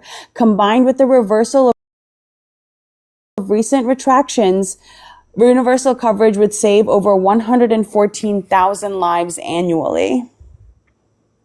This is a study done by Yale. And not to mention too, you have more healthy people, you have more people working, thus more tax income. It More helps tax everybody. revenue, yep. Yeah. Sorry, I didn't word that right, but you know what I meant. The breakdown in here too is the methodology is absolutely chef's kiss. And the analysis is absolutely incredible. The statistical analysis in here is incredible. I'll post it I was just about to call it Fidimi, General Shenanigans. And you also open up the can of worms with half of the country, and I probably will say half, does not believe in AB. That's not true. Why don't we just say, let's just wait and see what happens? Like you say all the time about everything going on with the Trump administration. Why can't you just wait and see? Yeah, Liz is totally correct there. But specifically, the people that voted for Republicans, number one, they're not all abolitionists, not even close. Most of the Republicans that made it into office just simply said, hey, elections have consequences. You may have voted for me to like lower grocery store prices, which still hasn't happened. Or, like I just believe that we should get rid of all women's rights. So we're going to start pushing our agenda, even though you only voted for us for like one thing or two things. And that's where you're kind of getting off. Half the country didn't even vote for Trump. They didn't even vote for Republicans. Republicans only received about a third of the vote of the possible electorate. Well, yeah, I can look at that, but when you're looking at Christian and Catholic, you have about anywhere from 33% to 45% for Christian and Catholic, 21 to 22% of the population. So when you have about 60%, give or take, yeah, but that whole population didn't vote, though. That whole population didn't vote. And on top of that, you're misconstruing those statistics. That is talking about specifically Christians. Since 2020, since the end of the Dobbs decision, has AB gone up or down? AB has gone up. Yeah, because of the Dobbs decision. Well, not necessarily. You have to look at. It is. There are causal. I can show you causal studies right now that have been performed over the last 5 years that have shows a causal link between AB bans and the increase in abortions. So you have to truly look at the demographics also. We I'm already telling know. you, there's a study that is showing a causal, not a correlated link, as in they have adjusted for confounding factors like demographics, like money, like the state that people are in, that like religious affiliation. They have adjusted for demographics, and they have proved a causal link between bans and the increase in abortions. So if there's been more ABs lately, then, why not just keep the ban in place? If you're telling me that ABs doesn't make are going any up, sense, Derek. If ABs are going up, what is the ban for then? Oh, then the only thing the ban is doing is making it more likely that women will die of complications from pregnancies. That's all the ban is doing then. I mean, you're bans correct. Don't work. It's obvious bans don't work. Otherwise, you couldn't get cocaine off the fucking store shelves. Nationwide, the mortality rate, the maternal mortality rate has gone up 9% since Dobbs. Like you're telling me. Well, I see. This is where I have a problem with it, because you're telling me it's gone up. But is it just because more loony liberals are deciding, you know what, let me just play experiment here and go through with it? No. So loony abolitionists, because this is always where y'all start. Y'all start on one simple subject like alcohol, and then once you get the ban, you move on to other shit. Like everybody's figured that out, and nobody supports abolitionists anymore.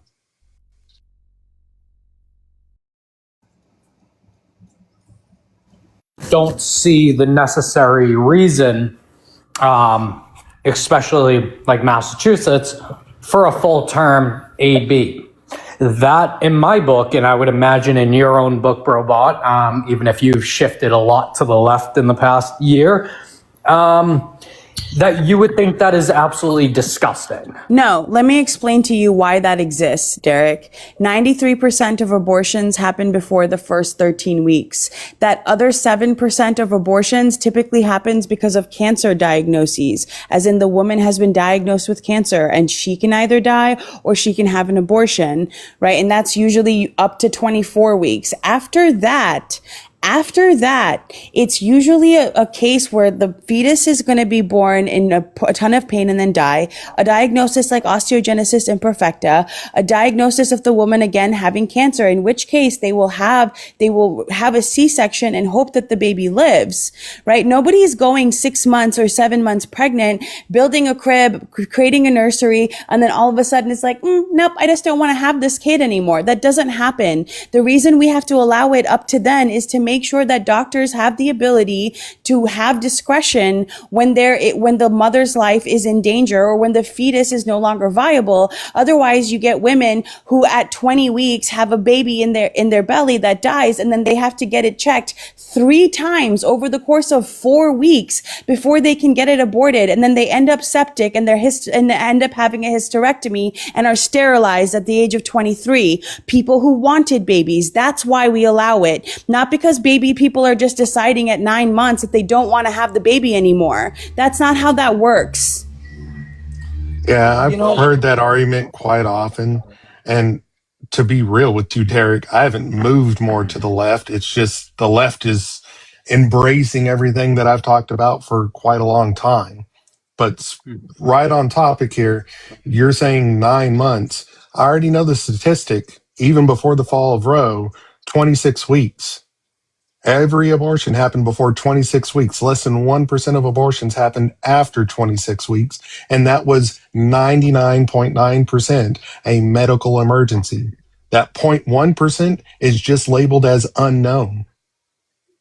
So do we think, and here's my thing, I could probably get behind you socialists and you Democrats with the level of, well, if we paid people more, they wouldn't have to do an AB. You know what? I can get behind that line of thought process. So instead of Massachusetts worrying about maybe upping their minimum wage because it's more so poverty in that state, they decided to sign a bill for AB. That's my problem with this whole thing. Instead of trying to fix the problem at the beginning, you guys go all the way to the end and fuck it up even more. The numbers. I think that you misunderstand that AB is not a general problem. It is not black and white. It is entirely gray. It is case by case, and that's why it should be none of your business. Okay? There shouldn't be laws about it unless it is to affirm that a woman has a right to privacy and to make her own choices. So I don't know why you think that when people are passing these things, it's for some general reason. There's a million reasons why a woman would get an AB. Okay. It's not just and you were talking about the financials, but it's not just the financials, right? If say you have one child already and you had horrible postpartum depression, maybe they're wanting to be cautious to be like, hey, I don't want to have to go through that again and have the possibility of something happening to my child because I get severe postpartum depression. Did you ever think of that? Like, mental health aspects.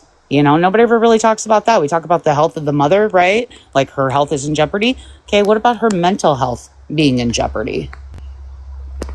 Mm-hmm. And I mean, there's a whole fucking trial right now dealing with postpartum depression and what happened. Let's be real. We know what that was. That was the husband. But I'm just saying, postpartum is a real thing. I went through it very, very badly. I agree. That's what I'm saying. We need to look at that as well as a reason for ABs. And I think it's fine if somebody wants to have one because they know that mentally they can't do it. It's not just financial. It's also mental too.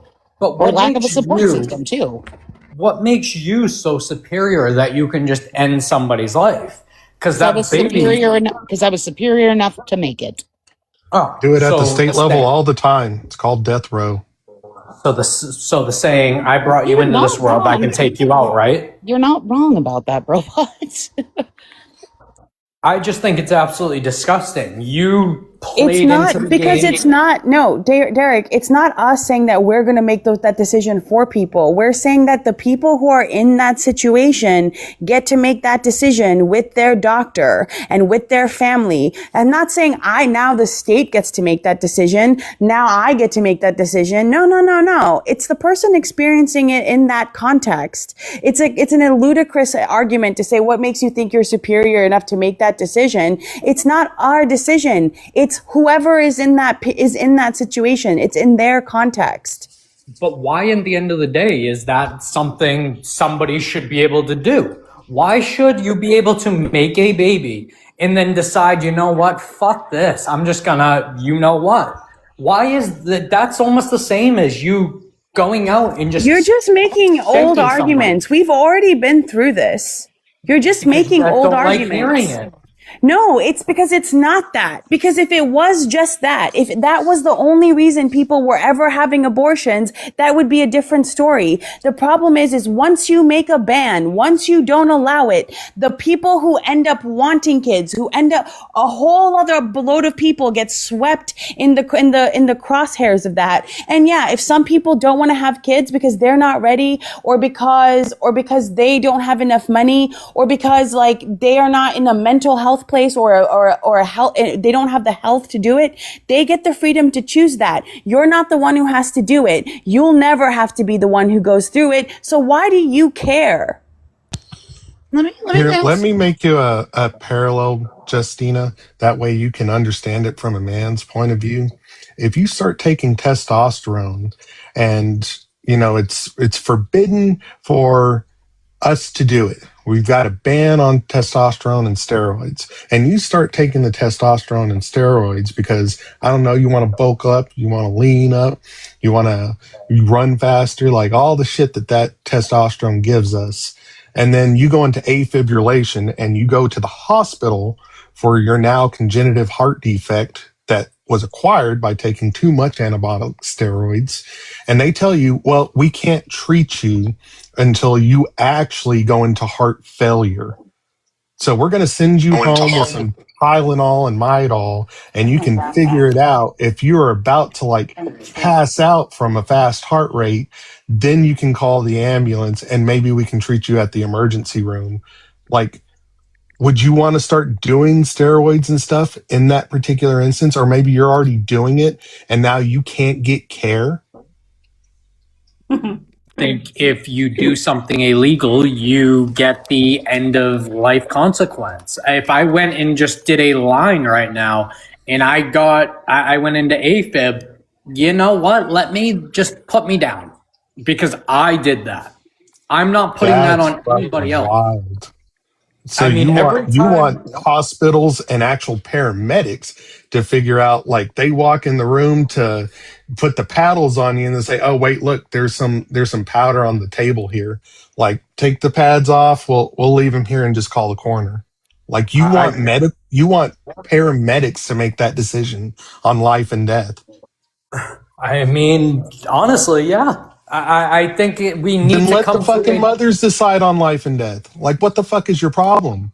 We have to get to a point in society where people stop and take accountability for their own actions. If you did the deed with schmecks and you end up having a child, regardless of how much protection you used, you still know there is a % chance on each. Both of them, whether it's a condom or it's contraceptive. You know what the consequence is. So you got 2%. I got a question for you, Derek, and we talked about this a couple days ago. I don't know if you were necessarily here, but many hospitals, and mind you, these are like private entities for the most part, but many hospitals will not allow you to get a tubal ligation without the signature of either your husband, boyfriend, father, or other male representative in your life. Do you agree with that? That women should have to get permission from men, essentially, sign off on your papers for you to be able to get a tubal ligation, but yeah, if you want to get a vasectomy, we don't have to sign off? I mean, in terms of the tubes, I've never heard that before. That is interesting. It's not a law, but many hospitals hold true to that. I am one of those people that had to have a signature to get my tubes tied at 31. I mean, like I said, I have never heard of that. I mean, I necessarily don't agree on that aspect. As you did say, there is no law behind that. And to that point, I mean, I guess that's just the said hospital, as you clearly it's question. many hospitals. Question: you think we're having a birth rate issue right now in the West? Is just curious. Because conservatism sucks. That's why. Well, we're having a child, so because you had conservatism. What's actually propping up the birth rate in the United States is immigrants. So yeah, we are, because we're shipping them out. They're replacing you, and they're what's holding up the birth rate. That literally goes against the problem with your argument. The problem with your argument is that bans increase the amount of abortions, not reduce them. No, actually, that's not even the fucking thing that I was arguing against. Like, what are you talking about?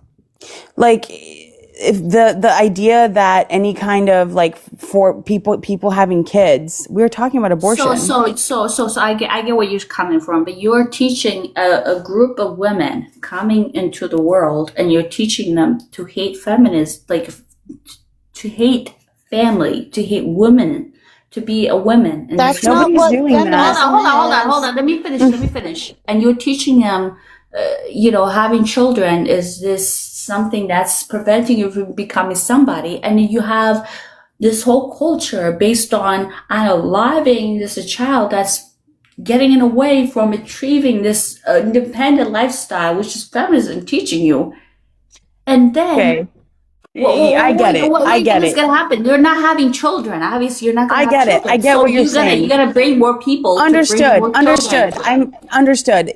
That's not what's happening here. Tons of women on the left have lots of fucking kids, lots and lots of kids. Nobody on the left is telling you to hate family, and to not go out and get a job. No. They're telling you that you as a woman get a choice in what you want to do. You are there's no culture created. Oh, I'm not done. There's no culture created around abortion. Abortion is simply a part of women's healthcare and should be treated as such. There's no culture growing around it. Okay, the only thing that we are telling people is, hey, if you want to be a housewife, be a housewife. Go get it. Go. That's good for you, girl. Go have many babies. Go do that. But if you want to get a job, if you want to be a lawyer, if you want to go to school, do that too. And we'll make sure that there are mechanisms within the system, within the structure, that allow you to do that and allow you to still get married and allow you to still have a baby and allow you to get paid just as much as a man when you do,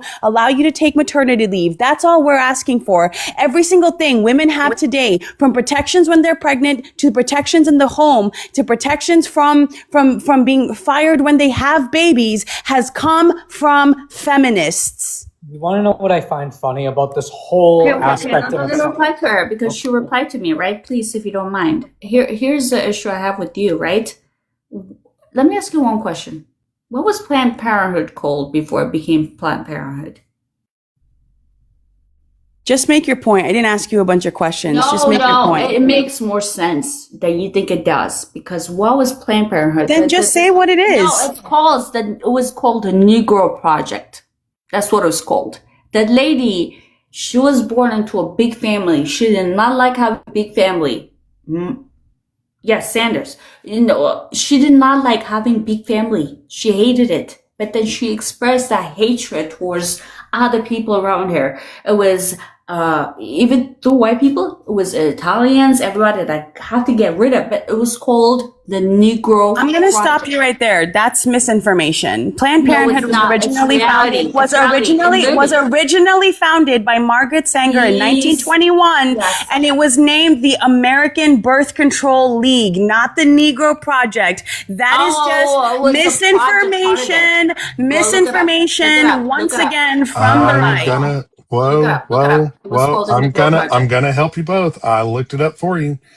So, the history of Planned Parenthood in 1916, the idea of Planned Parenthood began at the first birth control clinic in Brownsville, Brooklyn. Today, there are nearly 600 Planned Parenthood health centers around the country, operated by 48 local affiliates. Margaret Sanger is the founder of Planned Parenthood, and the establishment of the Planned Parenthood was 1921. So, again, heuristic would be correct on both No, ends of she that. won it 1939. I'm not going to say it. It was the just Birth looked it up. Control Federation of America, which later became Planned Parenthood Federation of America. Yes, it was called Negro Project. Well, it went from the Brownsville to the American Birth Control League, then it went to the N Project, then it went to the Birth Control Project, and then we are at where we are today. Just a little bit deeper research, guys. You gotta do it. You yell at me, Yeah, but you guys I'm doing that gotta do research it. for you. I'm doing research I'm now on her. The on person who created all NPR. this. She hated it because she was Fact born into a checking good family. was Planned Parenthood started to control the black population. It was Ben not. Carson alleged in an interview with Fox News that Planned Parenthood posts most of its clinics in black neighborhoods to control the population, and that its founder, Margaret Sanger, was not particularly enamored with black people. Planned Parenthood has been the target on the campaign trail after a series of sting videos was released alleging the organization illegally profits from selling aborted fetal tissue. Carson, a famed neurosurgeon turned Republican presidential candidate, has been a vocal opponent of the group. He was also in the news this week after report surfaced that he once used aborted fetal tissue for research. Wow, pot and kettle. Let's keep going. Yeah, all of the that first time. bullshit, by the way. Yeah. Sanger was an immigrant, and she didn't actually agree with abortion at all. She wanted contraception. She believed she was a big believer in bodily autonomy for the exact same reasons that we all believe in today, that birth control and the life of a mother matters. She was given the same solutions. I'm sorry, she was not a eugenicist. She did not hate black people. You don't believe so? Because we have quote by her. She was absolutely not. It is a simple amount of research. She was absolutely not a eugenicist. She was not racist. She was an immigrant herself. She just wanted to make sure that people had easy access to birth control and education. You think Margaret was okay. You don't believe that. She was very anti. No, she was not against black people. Stop the nonsense. Even Hitler, whatever, actually quoted her. A lot of their Stop the nonsense. Bullshit. Okay. You guys are promoting fucking bullshit propaganda right now. So fucking gross. It's just all misinformation or like misunderstanding things. And on top of it, right, like we now have an enormous amount of data. We understand female reproduction much better. We are in a completely different era, and you're bringing up all of this other stuff, trying to make a case for something that we know isn't working. We have the data since the Dobbs decision. We know that abortions are going up because of these bans. So it's just bullshit. Hang on. I would like to actually go into this because, I mean, you guys love to tell me I don't do research. So if you search sanger.hosting.nyu.edu, a paper will come up. And then when you scroll down to the 1939, obviously when the project was introduced, she teamed up with Mary Woodward. I'm going to not even say her last name because I'm going to fuck it up. Secretary of the newly formed BCFA. Let's see. Then you scroll down a little bit, drafted a report on birth control and the I'm not going to say it, skillful using language that appealed to both eugenicists fearful of unchecked black fertility and progressives committed to chirping. What are you talking about? Why don't you actually look into it? If you don't want me to I have. So I'm going to put the level or the website into the comments, and I would love for somebody who, and I'm going to say it, is very good at reading, to read it out loud. Because truthfully, I suck at reading. What is it? That's why I'm reading these out loud for you, Derek, and for Heplectic. because these have already been debunked. Did you These just all say came from the hepalactic? 2016. I would love to Wait, read something that did you Sanger just say herself said. hepalactic? What the fuck? 1923. Yeah, hepalic. Yeah, in 1923, she said, birth control does not mean contraception indiscriminately practiced. It means the release and cultivation of better elements in our society and the gradual suppression, elimination, eventual extinction of defective stocks. Those humans, weeds, which are in the blooming of finest flowers of What are American you reading? civilization. Where are you reading from right now? And it's from her book, actually. It's called. Give me a second. I'm gonna meet. Literally, this is what she literally said about What are you humans. reading from? What are you reading from right now? Okay, give me a second. It's actually one No, of what the. are you reading from right books. now? Skeptic.com. What are you reading from right now? From her book. No, you're not. Yes, Margaret highlights and history of birth control. No, what are you reading from? What is the website you're on? It's from Highlights and the History of Birth Control and the Thinker, October 2023, pages 59 through 61. That's where it came from, the code. But she was very anti-human because she grew up in a very large family. She had her mom had 11 yes, kids. she hated humanity because of it. her mom ended up dying because of a miscarriage. She was she very hated pro education and birth control, and she was very pro access to birth control. This had nothing to. She wasn't even thinking about abortion. As a matter of fact, she was afraid of abortion, thinking that it was very dangerous, and didn't think anybody should go through it. Any woman should go through it. So I'm looking actually on the Planned Parenthood website. There is just some discussion about her views on eugenics, but she was a strong supporter of the 1927 Supreme Court ruling Buck versus Bell. That was talking about forced sterilization for certain demographics, that it was unconstitutional to do so. She tried to reason with eugenicists of why this was dangerous. That's how she's getting fucking mixed up in this, because she tried to reason with them and say why they were wrong. But she was a very strong proponent against eugenics. I'm literally reading this on the Planned Parenthood website about her history. It's like a 10-page document. That's why I'm teacupped. Well, yeah, but that's exactly the point too, is that at her time, American society was all for eugenics in various degrees. That was a very popular opinion at that time in America. So, I mean, if we're going to go back that far and do that, I'm not going to demonize someone for a very popular opinion at the time, especially if it's been historically shown that they modified that opinion. Well, I was going to say, it still kind of holds true now. Look what's happening with Australia and their AB rate of children that are found to have Down syndrome in the womb. It's another form of eugenics. So it's not something that's disappeared. It's something that's still very much here. Yes, and if you look up on Google, was Margaret Sanger for eugenics, it will tell you yes. She aligned herself with the eugenics movement. Of course it'll tell you that, because the Republicans have been fucking playing this stupid line forever. Don't it's Google on that. Planned Parenthood's website. I got the same one, but Derek, you have to look at the source of why it's saying that. That's literally what I'm reading now, because I'm like, wait a second, I don't think she was. And I looked at the source that they're citing that from, which is those documents from Planned Parenthood talking about her history. So I urge you to go read those documents and then get a better understanding. Because it's not just black and white with her. There's a lot that goes into the story about her. But this goes down, and you can go into the topic about the surrogacy. I know, but I'm saying read the documents that is claiming that. Then you might have a little bit understanding of why that's saying it, because it's a very complicated thing with her. Now I'll do that, but it makes an interesting case, because about the surrogacy issue that is currently going on, the parents didn't want to have the child because it was going to have a medical condition. I mean, that right there in itself says a lot. The parents don't want it because it's going to have a medical condition, so they're just going to say, fuck it, let's unalive it. That's eugenics. We call that designer child. Designer child. Hold on. You do realize that. Hold on, robot. Hold on.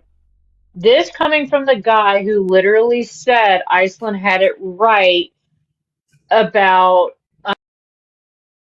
unaliving babies in the womb when they had trisomy issues, like Down syndrome. I have my own views, but I'm calling out the Democrats that are all for this. Wait, you're all for it too. Hold on, are you all for it too? Really? Yeah, I'm for my own situation.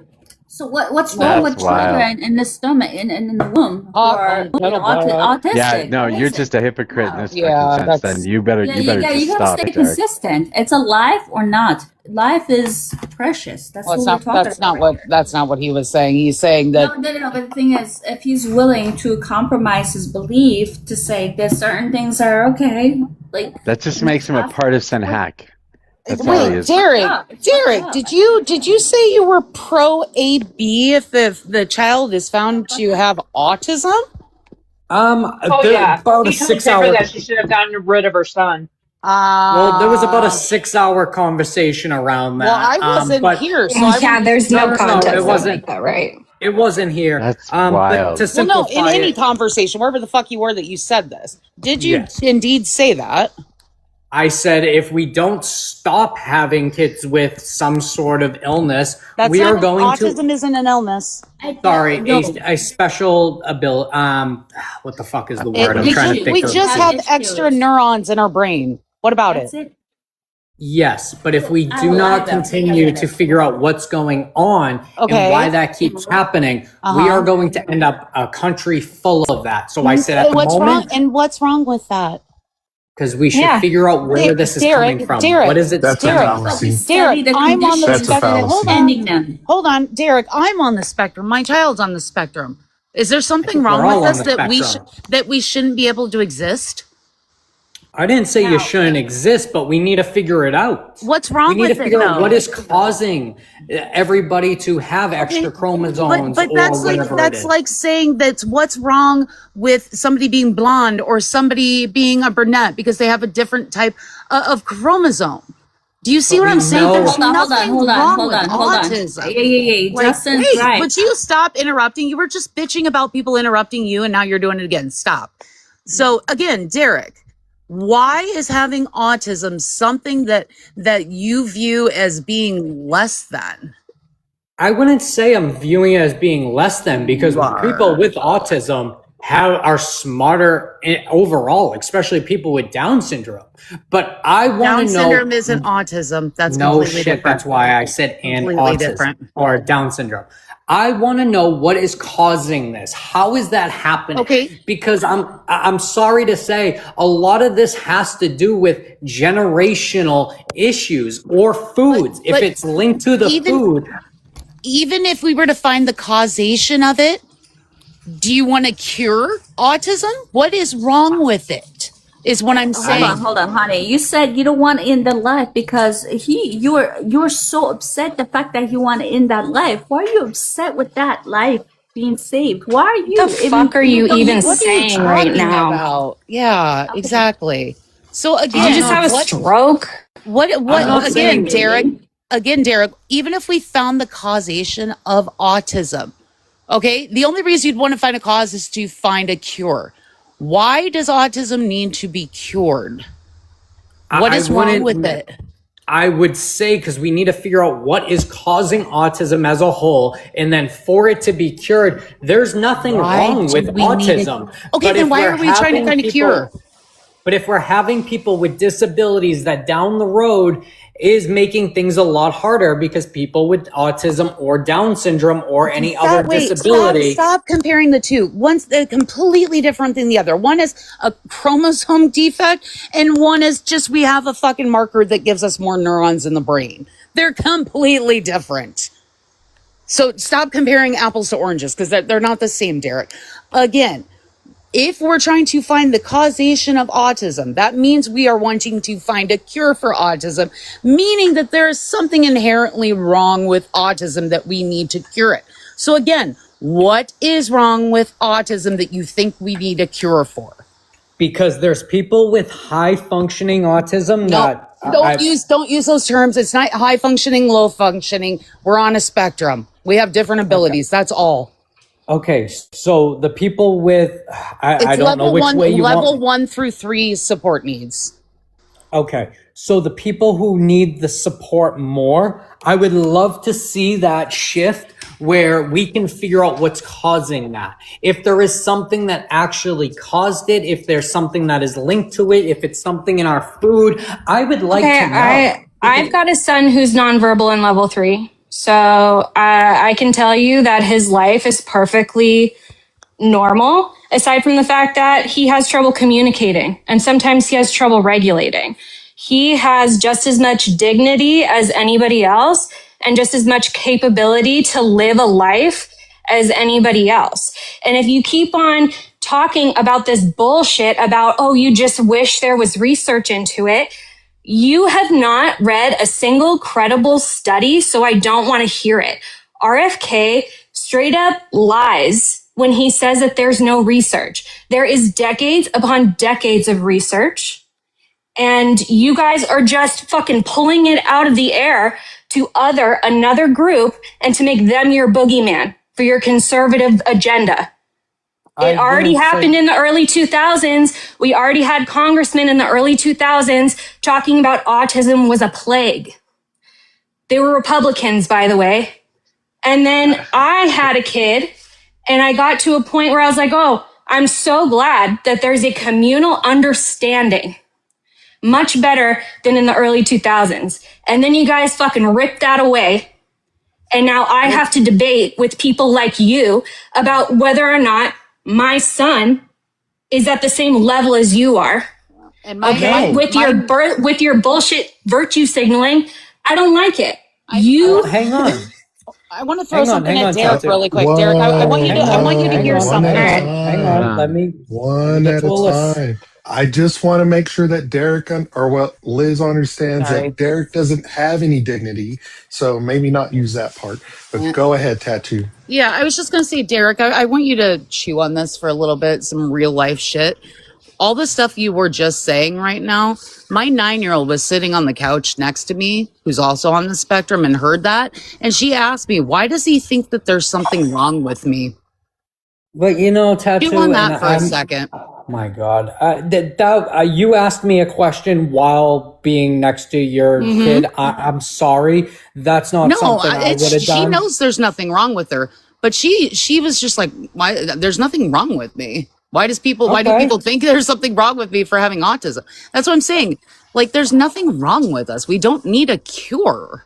Okay, so in Liz's case, would you love it if your son actually was verbal and could 100% talk if they found a cure today for it, for his in any sense? Would that be something that would give you so much, it would melt your heart type of say? Would that be something that you would want for your son and something that would benefit his whole life and also you and make your life easier in terms? Because I know it's not easy. I understand that's not easy. You are correct, but you are talking about something that is just simply unrealistic. My son is who he is, and every parent who has a profoundly autistic child does have a period of time in which they have to cope with that. I've coped with it. He's 10 years old. He's the coolest dude I know. I wouldn't change a single fucking thing about him. What I would love for you to at least admit is that it's none of your business. So now research and science is none of my business. But this is no. I already told you. You haven't read a single study, so that is bullshit virtue signaling. It's bullshit. I gotta go now, but yeah, just really think about, is that any of your fucking business? And then, get back to me next time. Bye, guys. The whole conversation is just ridiculous. You guys are out here saying, and she said it, that would make her life a million times happier. No, she didn't say happier. She said easier. Okay, easier. She said it would be easier to be able to verbally communicate. I mean, of course, yeah. I mean, anybody with a brain will know if you can verbally communicate, yeah, things will be fucking easier. So why don't we do it? Being a parent is not easy. It doesn't matter if they are on the spectrum or not. Being a parent is not easy, point blank, period. Never will, never has been. Like, that's just part of being a parent. But why wouldn't we look tattoo? Why stop at something that is it because, and I'm going to say it this way, is it because that you're afraid that it may have been something that people have been taking or doing or whatever as they were pregnant or prior to being pregnant or anything like that? Because I have had this conversation with my cousin who genetics. also has a Down syndrome child. Again, don't conflate the two. They're completely different. I'm not. But what I am saying is I've had this conversation. And if they could find some sort of cure or whatever, she would have been, she's and that's like, her I would. opinion.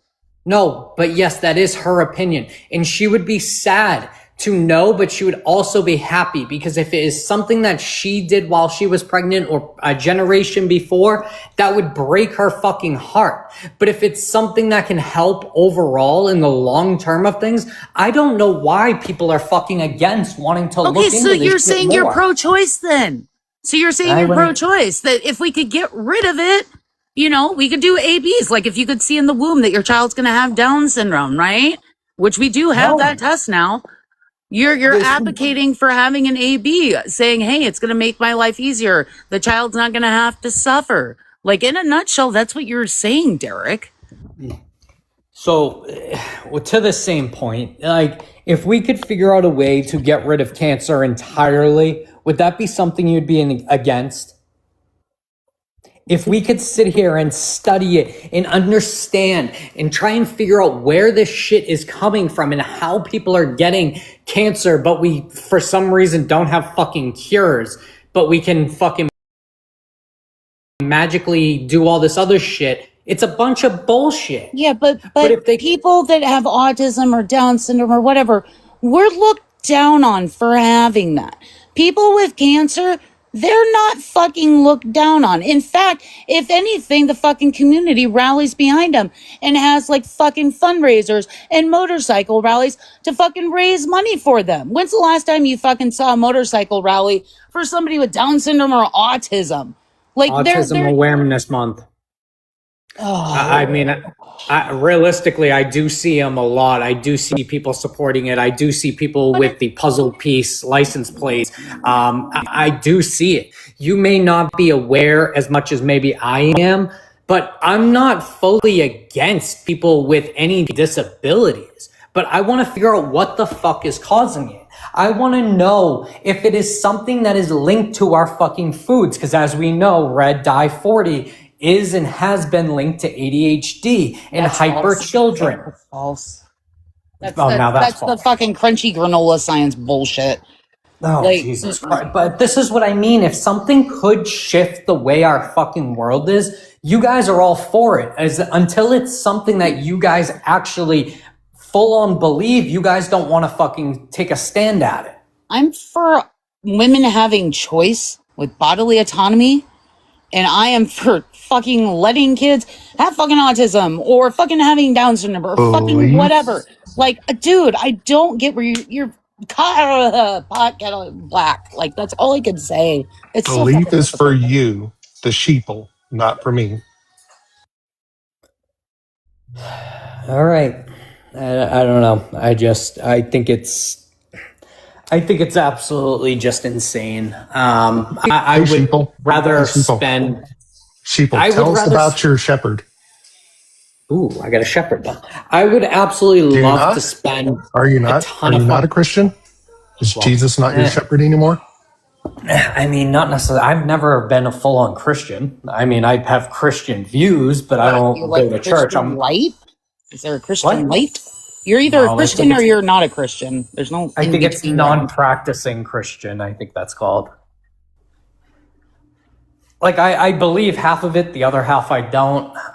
But so you're not a Christian then? You cherry pick. I mean, yeah. You cherry pick out of the book of what applies to your beliefs. That you're not a Christian then. I guess I'm not a Christian. You take all or nothing. Yeah, I don't know. I just think this whole fucking nonsense is we need to start figuring out where the fuck everything is coming from. We need to figure out what is linking heart conditions more than other things. We want universal health care, but you guys can't even fucking agree that we need to figure out where shit's coming from. We can't agree that we need to look into our food a lot fucking more than we are. We need to agree that fucking having 14,000 McDonald's in this country is probably not the smartest idea when other countries don't fucking have that many McDonald's even per capita. Never mind the amount of other bullshit fast food and fucking shit we have. You're telling me we have enough beef in this country to make all those McDonald's burgers? That's a bunch of bullshit. Wait. So there's something that they're putting in it, but we are perfectly okay with allowing Are you a to cattle denier now? I was gonna say, is this like the plot from Good Burger all of a sudden? What the fuck? No, but I'm saying this is the shit that you guys don't want to look at. And you're like, oh, well, let kids eat their fucking McDonald's. But if they die of eating fucking modified fucking plastic, then that's okay because we have universal health care. I mean, we literally believe in that shit. You don't think that there's like 100 million 2,000 pound plus cattle in this country right now. You don't believe that, do you? I do believe that, but we do not have enough fucking beef for what this country is making in McDonald's. They sell, I don't even know how many a day or a fucking week, and there's no way we have that much year over year. Nobody's claiming that all of it comes from America, but Brobot, you're right. I just saw a 3,600 some odd pound cow last night at the state fair. We do have big cows. It's a thing. So we have every day McDonald's, and this is just McDonald's, sells 6.5 million burgers a day worldwide. You're telling me we have that much fucking beef in this country? Never mind the world. We don't. It's not all coming from here, and absolutely we do. The number one or number two, I don't remember if it's number one or number two, reason that we have global warming is because of methane from cattle. So, yeah, we have a lot of cattle, Derek. I know it blows your mind. Yeah, and 6.5 million pounds of beef. Well, you're 6.5 million burgers. You're only going to have like maybe 1 million pounds worth of actual beef because you've got bun, lettuce, tomato, all that other shit. 1 million pounds of beef. That's like what? 10,000 cattle? It's over 100 million fucking cattle in this country. Yeah, that's like a small farm, honestly. So, and this is, I don't even know. So McDonald's can make with one cow 2,000 to 2,500 McDonald's patties. Yeah, do you know how much beef comes off of a cow? Like, yes, something doesn't make sense to it. It's all cuts of meat that they mix together to make the patties. Like, of course you can get that many fucking burgers off of a cow when you mix all that type of meat. Yeah, it's not unreasonable. I don't know. I know Mojo fucking hates this area of the conversation, sorry about that, Mojo. I forgot about that part. I think we just need to look into shit more. At the end of the day, I am all for government spending if we're going to fucking use government spending in the correct way and actually look into things that are causing problems or health problems or whatever else. But honestly, it doesn't seem like, and this is on both sides, truthfully, that either side wants to agree that we need to do tons more studying into shit. And this conversation kind of proved it, because when I said you don't want to do research into this, you fought it back, fought it hard and said, well, what's wrong with us? What's wrong with it? Nothing is. But I want to know where this is coming from. What is causing all these fucking medical problems and issues that we all have in this country? I'm going to have to help you math here real quick, because a 3,000 pound cow or steer turned into quarter-pound patties. I mean, obviously there's bone and other stuff in there that you're not going to turn into patties, but you're definitely going to make more than 2,500 quarter-pound patties off of a single fucking steer. Not all of the cow is even going towards that. Yeah, that's not true. Hold on. There's only specific parts of the cow that you're going to take. Yeah, for the patties. That's why it's only 2,500.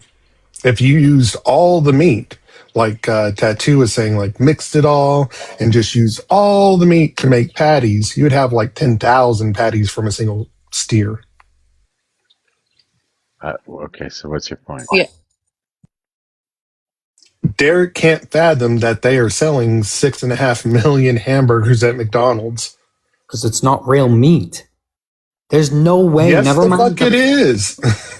So you think, Brobot, in the amount in this country, we have enough, never mind just McDonald's alone, every other fast food joint, never mind whatever everybody else is buying from like a butcher shop and the grocery store and everything else. You think we have enough meat for an entire year? That's insane. Because McDonald's alone in the US sells 5.6 There's million several burgers. billion pounds worth of beef walking around this country every fucking day. And how long does it take for a new cow to be able to end up like that? I'm trying to... Like 6 months, 7 months. Well, no, that'd be in your veal category. It's between a year to 2 years, depending on what you feed them. By 6 months, that is a 1,200 pound animal. Well, you can take dairy cattle that are no longer producing anymore, use them. It's not just raising them for meat. Like Holsteins and stuff like that. Once they get to the point where they're not producing enough milk anymore, they can be sold off for a hamburger. It's the easiest way to say that. So it's not just a specific breed of cow. Things just do not seem to add up when I look at numbers in this, and we've already heard the whole fucking conspiracy around McDonald's chicken nuggets and everything of that nature. Like, fast food is not real food. It's not. And I eat it, and I know that. But this is the shit that we need to look into. Like, why is McDonald's allowed to be in business the way they are? Things just don't add up. And when you look at it, and then you look at our healthcare system, because everybody loves to say it, we're the most obese country. Well, why? You know that that America is not the number one country with autism diagnoses, right? Actually, some of the most healthiest countries, like European Scandinavian countries, have the highest diagnosis rate of autism. Do you cook? Me? Eric? Yeah. It depends on the week, but no, it's cheaper and easier for me to order out. Okay, and you're bitching about fast food. But normally I don't do fast food. McDonald's, yes, during the winter months, I'll do a nice dirty bulk and just eat all the fast food and shit food I want just to throw heavy pounds on fast. But as the weather warms up and everything, I do more like Kava. We have a bunch of healthy bowl places, so I'll do those. Chipotle style stuff. You're eating fast food. What the fuck? I mean, if you're going to classify Chipotle as fast food. It is. Chipotle is 100% absolutely is. fast food. Where the fuck do you think Chipotle gets their beef from? It ain't coming from Chipotle's backyard. Dude, it's the same fucking cattle we're using for McDonald's. That's fucking wild. God, you are so fucking incredibly strange. Same fucking chicken that goes on a Chipotle burrito is the same one that's going in a fucking nugget at McDonald's. I don't know. I'm not even having that debate. You don't think about like anything you say before you actually say it. It's fucking wild. No, why would I do such a thing? That ruins the conversation. I don't know. Being halfway intelligent would not ruin a conversation. It would certainly be nice if you were. Well, I yield my time. Oh, thank God. Thought you were about to humanize another fucking animal. And on that note, I'm going to be super unhealthy and go get an energy drink and some Casey's gas station pizza. So have fun with your chicken nuggets and your McDonald's fucking patties here. I'll be back later tonight. Yeah, I'm gonna go ahead and grab something to eat too. I'll be back on a little bit. So you all have fun. Go find some other place. But thank you for being here.